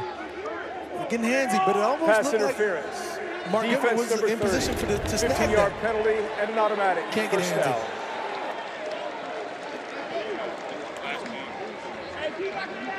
When you got an offense in a chokehold, what you can't do is mess it up and extend the drive. Do I like it? No. But do I understand it? Yes. Fine. So the second pass interference called on Mark Gilbert. Now, all things considered, if you're Coach Horton, I think you'll take both those penalties with all the success he's had besides them. Back to the run, Reggie Corbin, nowhere for Reggie to scoop. Reggie's dropped in the backfield. It's Christopher Okoye, tackle for loss. All right, wind down with this the 3rd big quarter. TFL. Yep. Big man with the big TFL. 320 pounds off the big TFL. So it's Sakapolu, it's Boogie Roberts getting all the credit. But Terry Vector, Christopher Okoye, Malcolm Howard, Nazir Player. It's been the entire group. It's a party. And Bailey Gaither said, get me involved in this thing. Pittsburgh, they're cruising.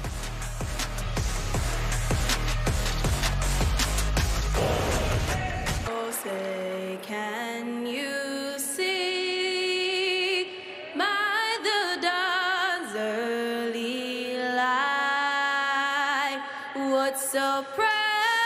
So we're out here looking for hidden superstars on the football field. We may have found a hidden superstar here with the national anthem as well. 14-year-old Lexi before today's game, and it's Kids Day here in Detroit, Michigan.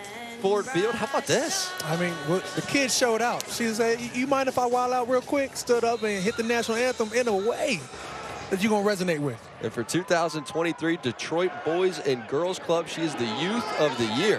Shout out to Boys and Girls Club. Amen. I've been going since I was a kid. Got one in New Orleans. We're excited every time you partner up with them.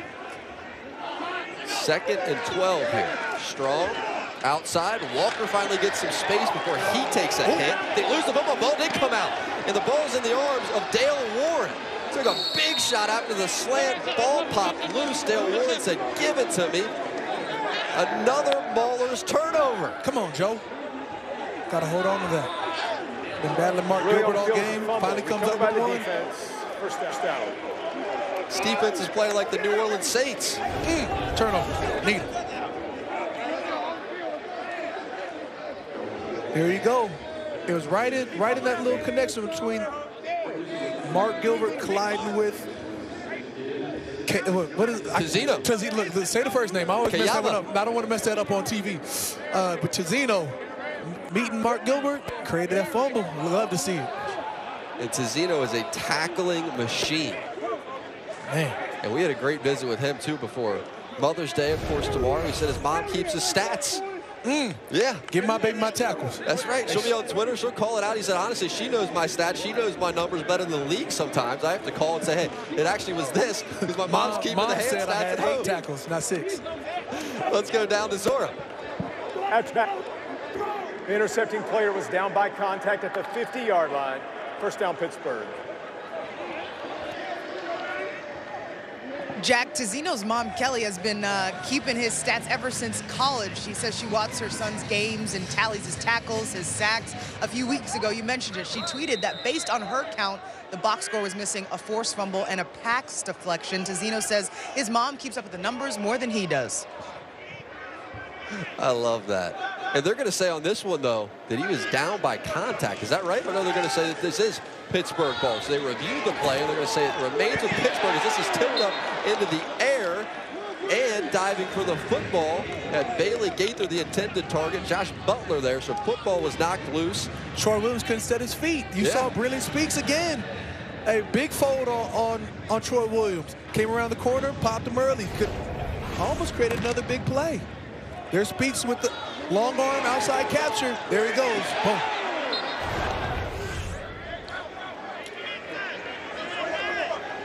Speaks has been a star. Playing lights out. Williams hands it. Roshek. Pittsburgh trying to inflict some damage here. Did he lose the ball? No, but he's going to lose a yard. Saw the Panthers ripping at the football. This game, Breland Speaks has come alive. He was tied for sack leader. Now he is sole owner of USFL sack leader. And again, it's the effort for me. It's the getting out the stack. It's the penetrating the offensive line and still getting through. TE games, round the corner, long arms. He's giving you a little bit of everything this game. Walking Troy Williams down. There he is on the outside edge. Again, here you go, long arm, outside capture, be able to bend, turn, and get part of that sack. Breland Speaks is doing it all this game. Prior to the snap, delay of game. Offense, 5-yard penalty, 3rd down. Got to back them up, but it was Speaks and Sagapolu who were tied for the league lead in sacks coming into it. Was tied. And you got the sense that that competition was going to be on. Breland Speaks has been tremendous. Now 7 sacks leads the league. They didn't even give him the half. They gave him the full thing. They did. They jumped from a 6.5 to a 7 real quick. Breland Speaks. I think they heard you on the half sack, and more penalties come out. 3 of them. A couple from the sideline.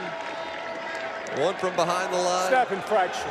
Number 58, offense. 5-yard penalty, 3rd down. Braden Patton, the center. And they're going nothing but going backwards after the turnover. You go 3rd and 1 to, what are they sitting at? 3rd and 12 at this point? Hate to see that on the opposite side of the ball. And on defensive side of the ball, they're looking like Big E right now. They're ramping up the crowd. They are loving every piece of this. Big E up on the Jumbotron, WWE superstar before a 3rd and 21.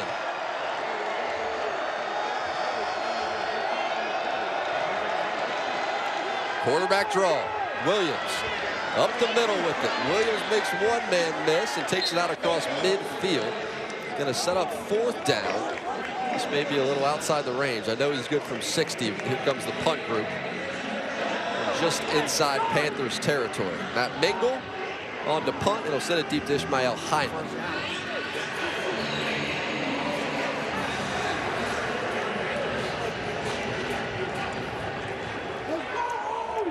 That was a nice bailout job by the Michigan defense after that quick change in the turnover.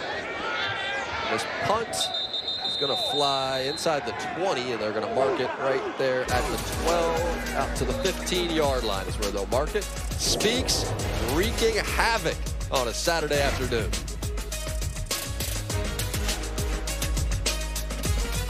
Happy Mother's Day, Mama. I love you. Love you so much. All the mothers out there, love y'all. Keep going, keep doing what y'all do. My dog right here, Levi, he just got here this week. God bless y'all. He already got a sack. That's what I'm talking about. We work real fast. I like him. That's my dog. Breland Speaks. He deserves that FaceTime. Absolutely. Happy Mother's Day to all the mothers out there, especially, you know, mine. That's right. Coming up tomorrow, 1st and 10 here from the pistol. They're going to keep strong in the game, and he's looking downfield and with plenty of time looking towards Walker. Good snap. Was Walker able to hang on to it? Yes. Tough catch made in traffic to Zeno and Gilbert, both there defensively. Nice hands catch by Joe Walker. Step for step, Mark Gilbert's there. Joe Walker came out with a heck of a catch.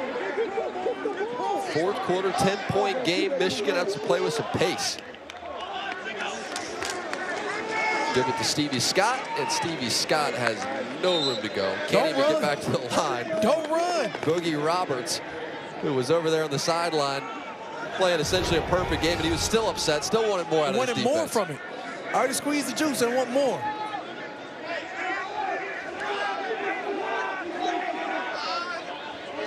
That in-between tackles is not working. You got to find some.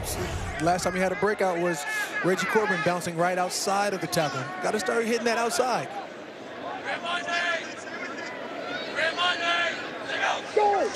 Second and 11, Strong into coverage. Couple defenders on the spot. Zeno has been all over the field. Tarpley was there to combine and break that pass up.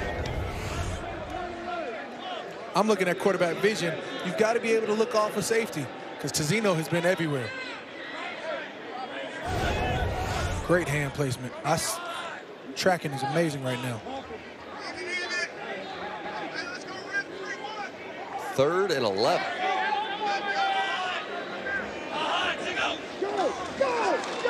Strong steps up in the pocket, trying to get away from the rush. What a throw he made right down the sideline to Ishmael Hyman, who had his feet in bounds and picks up that first down, working on Keith Gibson. I'd like to see Ish get re-involved in this offense. He started off early and you knew what he was doing. He sort of hadn't been looked at a lot.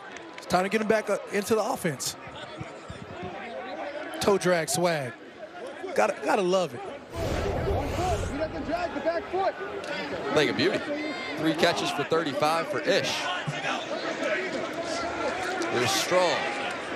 Looking deep. Receiver has a step, and they just missed another one. Joe Walker had a penalty marker come out. Every time Walker has won, the throw's been just outside of his reach. Carson has to know it's okay to check down. You had Stevie Scott in the flat. Don't be afraid to mix it up. You don't have to go deep every Illegal time. formation. Number 80 was covered. 5-yard penalty, first down. Guess it wouldn't have mattered. Cole Hicatini.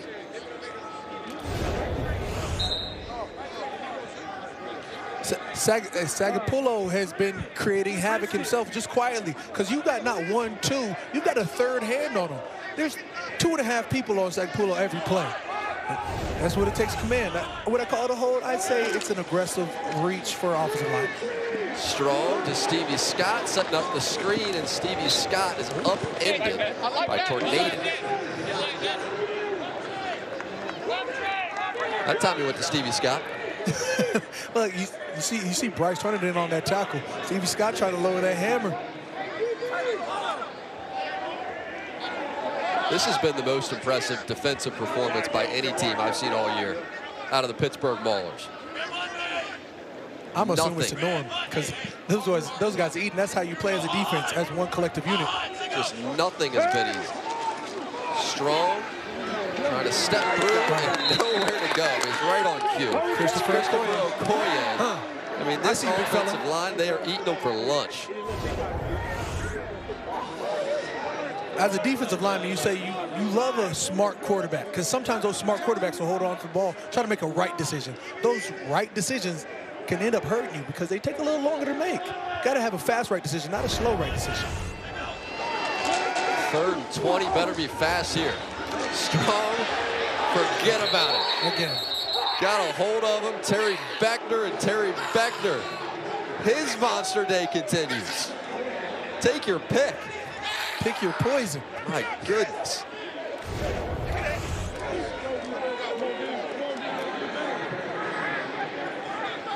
Look at big Terry Beckner. Been in the corner, big fella. You know what? You love to see that finish, too. Not only do I got a hold of you, let me suplex you, show you what this power is really about. The D-line on both sides has just easily been the most effective part of this game. Giving the business to Sean Pollard that time. He's the leader of the offensive line. This time drifts inside the 20 on the punt. Is there such a thing as a leader on the offensive line? Maybe that's a biased opinion. 10-point lead, fourth quarter. The father-son duo on the Maulers roster. Of course, head coach Ray, his son Jaron up in the booth as the defensive coordinator. And think about this, receiving the game ball after your first win in the USFL is special in itself. But to get that game ball from your son, describing it all left Coach speechless during our calls this week. He paused and called the moment emotional, elaborating on how he would do this job for free if it meant that he got to watch his son in action. The players could tell what it meant too. This video that was actually taken was by Boogie Roberts. They got it all on film, just an incredible moment, not just for the coaches, but for the whole team as well. Sure is, Zora. That was week 3 when they beat Philly, got their first win of the season. That was one of the biggest reasons that Ray Horton came back to coach this team, being able to work with his son. Now Williams, who's flushed, and Williams loses the ball. Ball came out. Was he down first? Michigan Panthers say no. Breland Speaks dives on it. Now the ref's trying to figure it out. And they're going to say this is Michigan Panther football. They needed a turnover in the worst way. Really on the field, it's a fumble recovered by the defense. First down. Man, we talk about the effort, the hustle. You got Troy Williams trying to make a play, extend out, and he's slipping. Ball sort of pops out, but that's a close call. Didn't slide, though. Didn't slide. So, ball was technically out. Wasn't touched. Braylon Speaks comes up with it. It wasn't touched. Interesting to see how they rule that one. Oh, this is Mike Pereira time to shine right here. Didn't touch, elbows down, ball pops out. After further review, the ruling on the field stands. First down. All right, Mike Pereira. So he didn't give himself up. Walk us through this play. Well, it's the whole notion of the ground can't cause the fumble, right? But yes, it can if you're not touched down by contact. And he's diving forward. He's not diving feed first. So it's a live ball, and since he wasn't touched down, it's a fumble and a recovery by the defense. That's the right call. Probably even more reason there to slide for the quarterbacks. I guess you just saw the reason why. How about that? So a massive play in this game, and all of a sudden, the Michigan Panthers, who had no life, get a spark. Keep Strong in the game. Batted up into the air. Strong catches his own pass, and he loses a yard. First catch of the season for him, I guess. D-line, look, D-line starting to get that push. They smell blood in the water. They've gotten home so many times. And there you got Terry Beckner again. He's made his presence felt this game. Sacks, tackles, fumbles, pass deflections. What can he do? This offense has been traveling backwards. Strong, trying to get something moving forward. This time it's Ishmael Hyman. Need to get him a little bit more involved. Tackle made by Eli Walker.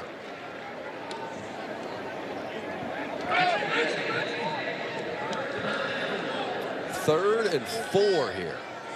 And a massive 3rd and 4. 7:20 in this 4th quarter. Second half, offense has been non-existent. Bring A.J. Richardson in at running back, and they split him out wide.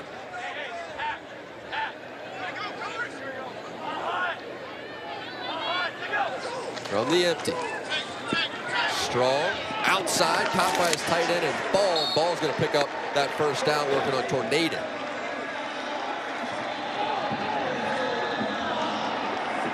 And you got a big target. You got to trust your big target. Ball going towards the sideline. Go ahead, feed him. If he breaks 20 in one tackle, you're on and up. You got to enjoy that size matchup. 4 grabs for Ball out of Ohio State. They get upset when you don't add that part. The Ohio State. Reggie Corbin back into the game, and the Reggie Corbin gets the carry, but this defensive front, I mean, they are just destroying everything before it starts. It's Nazir Player. He's the speed option. The power doing their job inside. Here comes Player. We were expecting big run game this game, especially from the Panthers offense. The Maulers defense has been exactly that, mauling their offensive plays. Any run has been stopped. Strong. Trying to throw for him. He had Reggie Corbin, thought about it initially, and then finally comes back to Reggie, who's able to keep his feet in bounds and pick up just about 3. It's got to be a good feeling as a defense, though, when you know you just got their number. Stat game. Now you're literally just racing your own teammates. I'm going to get here, I'm going to get here. You talk to your linebacker, I'm going to be in the backfield before you can even touch it. That's what it's felt like. Confidence is extremely high. Stat game. 3rd and 8. Panthers trying to get some stats on their side. Strong. End zone. And that's an interception. Picked off again. It's Tarpley. And Tarpley's going to bring it out. Oh, and he's still moving. Here goes Tarpley, still on his feet as he crosses the 35. He cut it back inside. Now getting chased down from behind. Still on his feet. It's a punt return. He's out of gas. Needs a gas station. And there he goes. He was initially, I thought it was Joe Walker. It was Trey Quinn. Oh, my goodness. As if the offensive line needed more embarrassment. He made them all miss on that return. The defense been balling it. Tarpley is clearly tired.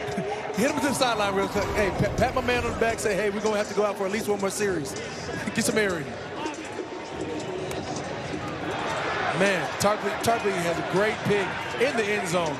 Takes it out. Oh, you think he ran out of bounds? I think not. Let me show you this footwork. One step, one plant, starts going home, starts the horse race. And there he goes. Another plant. Trey Quinn comes in for the tackle. Tarpley showed some footwork. We like to see it. Get me home. I thought he was going to pitch the football there for a second. He ran out of juice. No, after that first plant, you knew he wasn't pitching. It was his glory. Here we go. Flip this one to Isaiah Henny. He's swung out of bounds by Sean Mahone. Pittsburgh, though, this game, I mean, this has just been from the very beginning. Offensively, Troy Williams has been great, but really the stars of this game have been on the defensive side. You think about Mark Gilbert, what he's done in the secondary. Now Tarpley gets a pick with a long return, and everybody on that front seven making their mother proud one day before Mother's Day, that's for sure.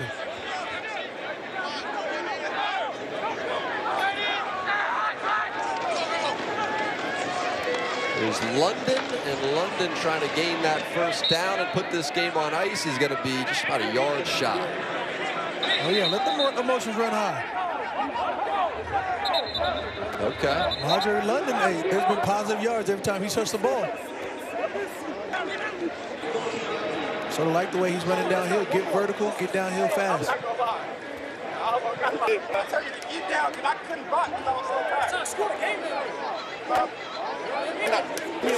Told you, he wasn't going to pitch. He wanted to score. He did. After that first plant, no, there's no pitch. It's me now. By the end of the return, as you get a timeout here, it's going to be a timeout for Pittsburgh. Their first of the half. And we'll take a break in a 10-point game. And Pittsburgh trying to get win number 2 of the season, under 4 in the fourth. So the All-State quarterback comparison. Pittsburgh, really one of the biggest stories in the league. They have found their quarterback. They found Troy Williams, couple games under his belt now. The numbers today has really been amazing for them. They've been looking for quarterback play for a long time, and that quarterback comparison brought to you by All-State. And we've seen Josh Love, we've seen Carson Strong, and really it hasn't mattered much who's playing quarterback for Michigan. Offense has been struggling. 3rd and 1, hand it off and go get that first down. Think about this defense, though. Koye's got a sack, Howard's got a half sack, Player's got a half sack, Beckner's got 2. He's got 2 forced fumbles as well.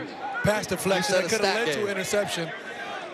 My goodness, 9 tackles for loss. Okoye has 4 of them. The D-line is showing out on the Mauler side, but you have the star of the pride with Big Beckner.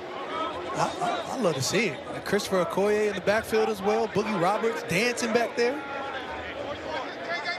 Seems like Boogie Roberts has won on about 95% of the snaps. Man. Here's Williams. He's going to run.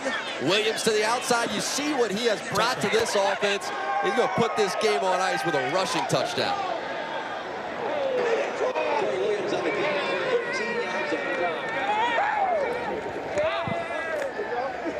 Probably the most excitement I've seen him out all game. He has been cool, calm, and collected his entire 4 quarters. Well, that's the icing on the cake right there. There Troy Williams goes. Gets him with the option, keeps it. Starts headed towards the seams. Bounces outside. Out towards the numbers. You know you got space, and it's a foot race. Troy Williams winning that one. 59 rush yards and a touchdown as you have this one tipped up into the air. And Michigan going to get a chance for a return of their own. It's Mahone. Now he's going to cut it back. Still on his feet. Okay. Can we see a pitch? Let's have some fun with this. You got a penalty marker that comes out as this goes out to the 45. Flag came out back at the 30. A little push in the back. It was just a little push in the back. A little shove. I don't think it's going to matter anyways. During the return, illegal block in the 7. back. Number 5, return team. Penalties declined. The try is over. It's Frank Ginn to hustle and try to get a block.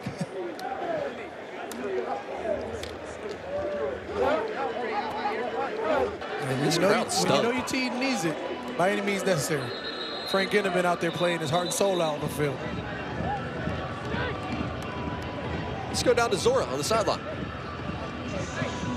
Troy, we've seen the arm today, but you went to the legs on that one. What's the comfort in that area? It's just, you know, me trying to exploit the defense as much as we can. You know, the offensive line been doing a great job today. We've been doing well on that play, and just, you know, just the aspect of, you know, driving down the field throughout the year. So, you know, that was just coach trusting us and putting the ball in our hands. And then you came over here and you hyped up your defense, number 2 with that interception. What did you think? Yeah, Big Trey, man, he's been great all year for us, making plays left and right. The defense collectively has done a great job all year. Coach Horton, you know, they've been dialing stuff up, so, you know, we're not surprised by that at all. 2 interviews today. That means you're doing something right. Oh, yeah, we got it. Looks like, you know, we're trying to close this out, and hopefully we could do it, you know, get back on the bus and get back to Canton. Thank you. Thank you. Zora, thank you very much. He's been doing everything right. Look at their running backs. Look at their run game. Both their running backs over 25 carries. Neither of them got over 100 yards coming into this game. Williams already had 148 on the ground and a touchdown coming in. Gets another touchdown as Blewett sends it deep in a 23-7 game. Reggie Corbin out to the 31.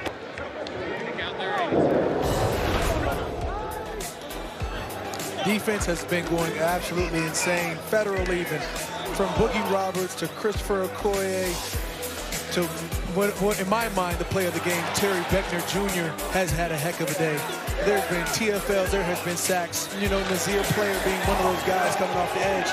I mean, Olivier Sagapulo, we knew was a monster, and he's created nothing but pressure, commanding double teams. You talk about even, you know, I'm gonna mess up this name every time, but Kayava Tizino. Drilled it. The man part of the defense, the defensive line, the front 7, even the safeties involved have been everywhere this game. See this one thrown out of bounds. What have you liked specifically from Beckner, though? What can't you like about Beckner? He's a guy who you've seen on the edge just a little bit, but you see him in the middle, getting that pocket present push. You've seen power from him. You've seen finesse moves from him. You've seen him be spatially aware of where he's at, bending corners as well as getting hand on the ball. Personal foul, roughing the passer. Terry Beckner has put together one heck of a game. Under further review. They're going to get Vaughn Taylor that time, but Beckner, 7th round pick he was in 2019 by Tampa in the division. That was sort of his fault. You go to Tampa, they don't know what to do with a good player. So I said, well, you know, they have to go like other places to grab good players. The Tom Brady's, you know. Yeah, it's working out in Pittsburgh. Yeah, the Jason Pierre-Pauls. They have to go find the Dominican Sues, whatever, Akeem Hicks. Like, they got to go find other good players. Draft them out. I don't know if I'm trusting them there. Yeah. I think their quarterback's like Kyle Trask or something this year. I think it is too. They're in transition themselves. Here's Strong. Steps up and through. Down the middle of the defense, he's looking for Ball. Marcus Ball is tight end, and he overshot him. Still dime. So Pittsburgh defensively, you got the 2023 numbers, and then you got what they have done today. This defense has just been off the charts. Give credit to Jared Horton, defensive coordinator up there in the booth with the walkie-talkie, phoning in the calls. He's been great. As a player personally, if I'm Braylon Speaks, I'm having a heck of a game, and everybody's matching my intensity. Braylon Speaks has had, bar none, one of the greatest games you're going to see this season. And then you got Terry Beckner on his heels. It's been a defensive line competition. I love it. It's Trey Quinn. Who can't love it? Hop to him. Defensive line, we're the best. I mean, they're the best. There we go. Box on in. This has been the worst rushing performance of the season for the Michigan Panthers. This has been the best defensive line play on both sides of the ball, but definitely for the Maulers. Definitely for the Maulers. Trying to get another sack here. Boogie Roberts pushing inside. Here comes Strong. There you go. On the scramble. And Strong's going to lower his shoulder. Take out a little of that frustration on Mark Gilbert. And Gilbert has been giving him the business this entire Saturday.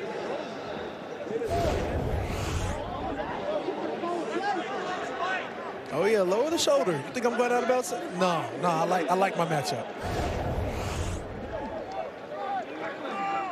If I'm Mark Gilbert, I'm blaming the D-line too. I'm out here to cover. You guys out here make tackles. The combination of those corners and that D-line This Pittsburgh team, with a quarterback now in Williams, could be capable of a special second half of this season. This time more penalty flags fly. This is something built off of. Did the defense have 12 on the field? Pittsburgh had 12 on the field. Maulers might have more than you're supposed to.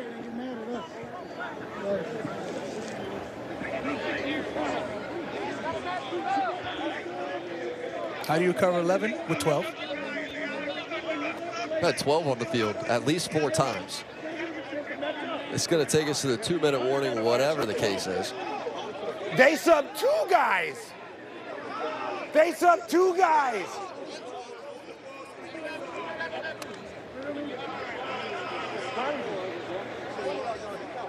Everybody, please back up, please.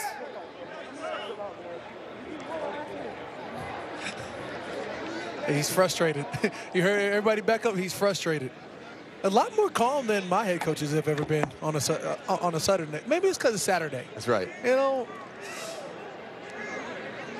He's fired up though. He's really been fired up the last few minutes of this game, and you would think finally getting some touchdowns, chasing down win number 2 of the season, there'd be some peace in his mind. But I think these penalties. It's the games that you're winning that you're going to catch more flack. It's the games that are tight or the games that you're losing. You're going to catch a little, hey guys, this is what we have to do. Once you're winning, coaches are in the clear to like fire you up. Oh, you think you're clean? No, you're not clean. This is what we need to clean up. Boogie was being just as critical. It's those type of games, the ones where you know you're balling, but the ones that you're like, hey, I've got 5 tackles, 10 tackles. Yes. 2 sacks. You're like, but I could have finished the game with 14 tackles. I could have had, you know, that many more TFLs. The defense was not afforded an opportunity to match the offensive substitution. The ball being returned to the previous spot where we will replay 4th down with 2 minutes, 6 seconds on the game clock, and the clock will start on the snap. 2:06, thank you. So everybody had too many people on the field. Yes, and that was the point Ray Horton was making, so I think that will bring him some peace. Well, in other words, can you let time run out? Whose penalty is it then? If the 45-second runs out, base.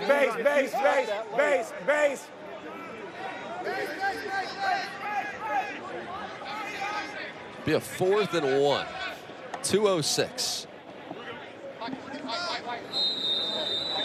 Stevie Scott in the game at running back.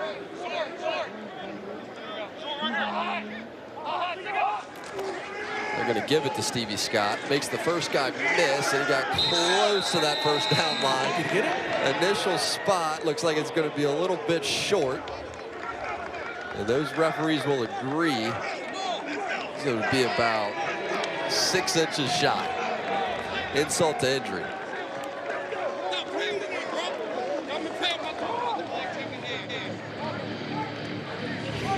Defense! Before Stevie Scott could even get out the backfield, you had 2 defensive linemen in his face.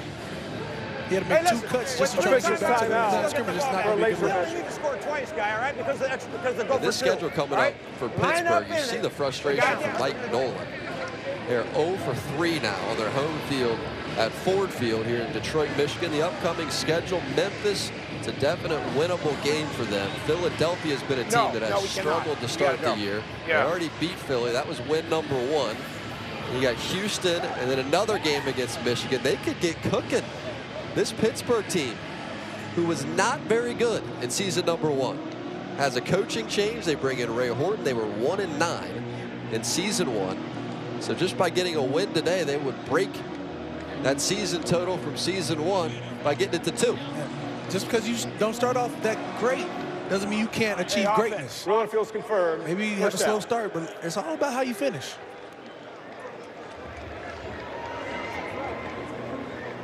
I'll call a timeout potentially if the clock's moving, all right? If the clock's stopped, then obviously I won't. So 1 play, take us to the 2-minute warning.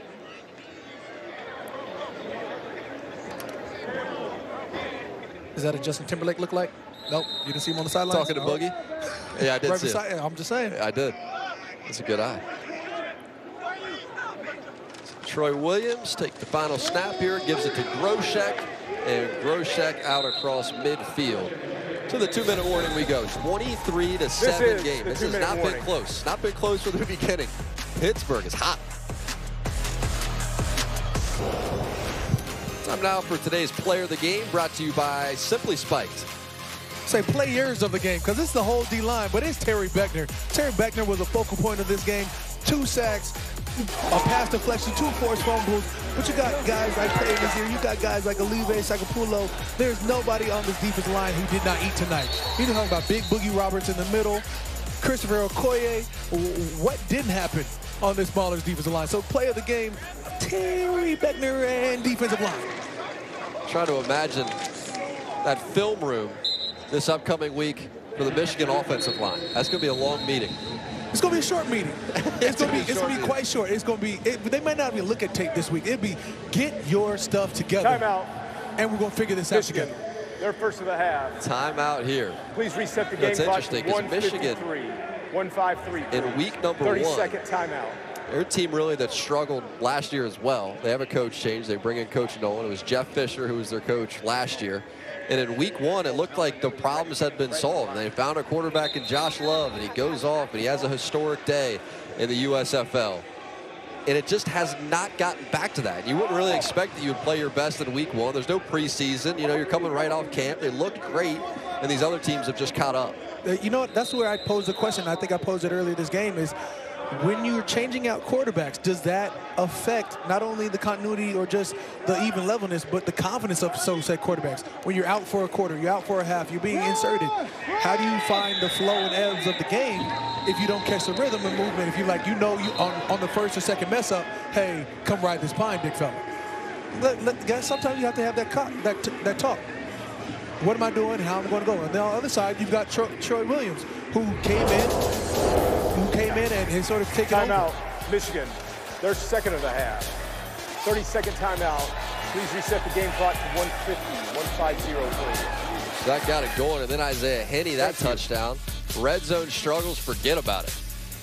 Man, I mean, what Troy Williams has been able to do with his feet, the way he extends those plays, the way he's really made the Michigan defense uncomfortable with being able to stay in the pocket, as well as when he does roll out, he's making electric plays.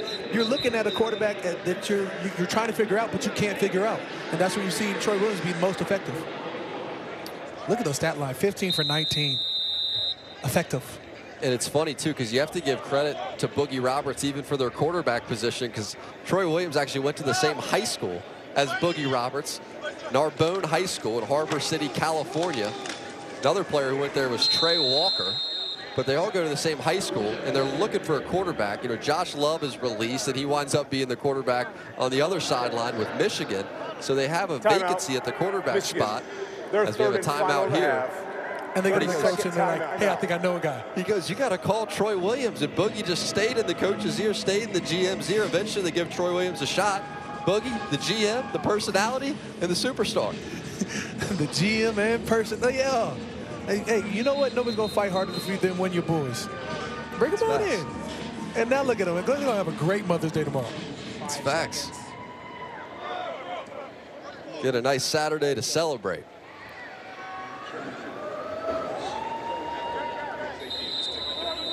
So 2nd and 9, Pittsburgh just trying to run this clock out. Michigan now out of timeouts.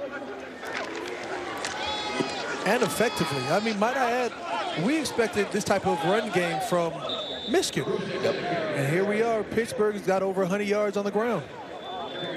Didn't see that one. Because they have these running backs. There's nobody in the backfield. It's really an interesting design of the offense. It's not big at all at the wide receiver spot. The tallest guy is 6 foot, 188 pounds. The running back room really looks like fullbacks. 220 pounds, 220 pounds. So they're these big, bruising running styles. And then Troy Williams has brought them this elusive element at the quarterback position, and it's made everything work for the first time. Now we'll see if they can't build off of that after this week. Rochette, nowhere to go. Oh. Get emotional at the end of the game. We got a high-intensity game. Nobody likes losing. How about losing at your home field, too? Those got to sting even more. Hate losing, period. At my home field, it's probably even that much more disrespectful. Because you don't get a plane ride. You know, you're right at the crib. They've lost 3 times. It's 3 in a row inside Ford Field now. Come here, Dave. Come here, Dave. You know, we were talking to Breland Speaks about that. I was like, you know, what's it like when you got your Michigan Panthers gear on, you're walking around the community? He's like, it was really awesome. First couple of weeks, everybody was giving us pat back. These last couple of weeks, though, it hasn't quite been the same. They want to see us win. Live game.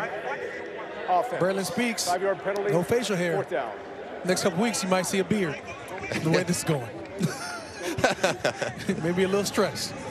You can see the stress right there.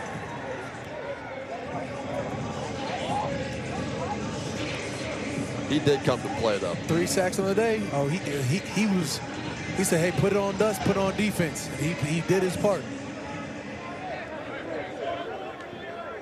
Label coming off of his jersey. He clearly been held plenty of times.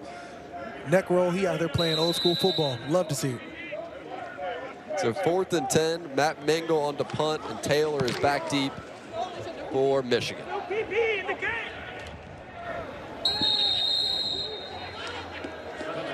Into the end zone, and this offense gets to come onto the field one more time with 14 seconds to play.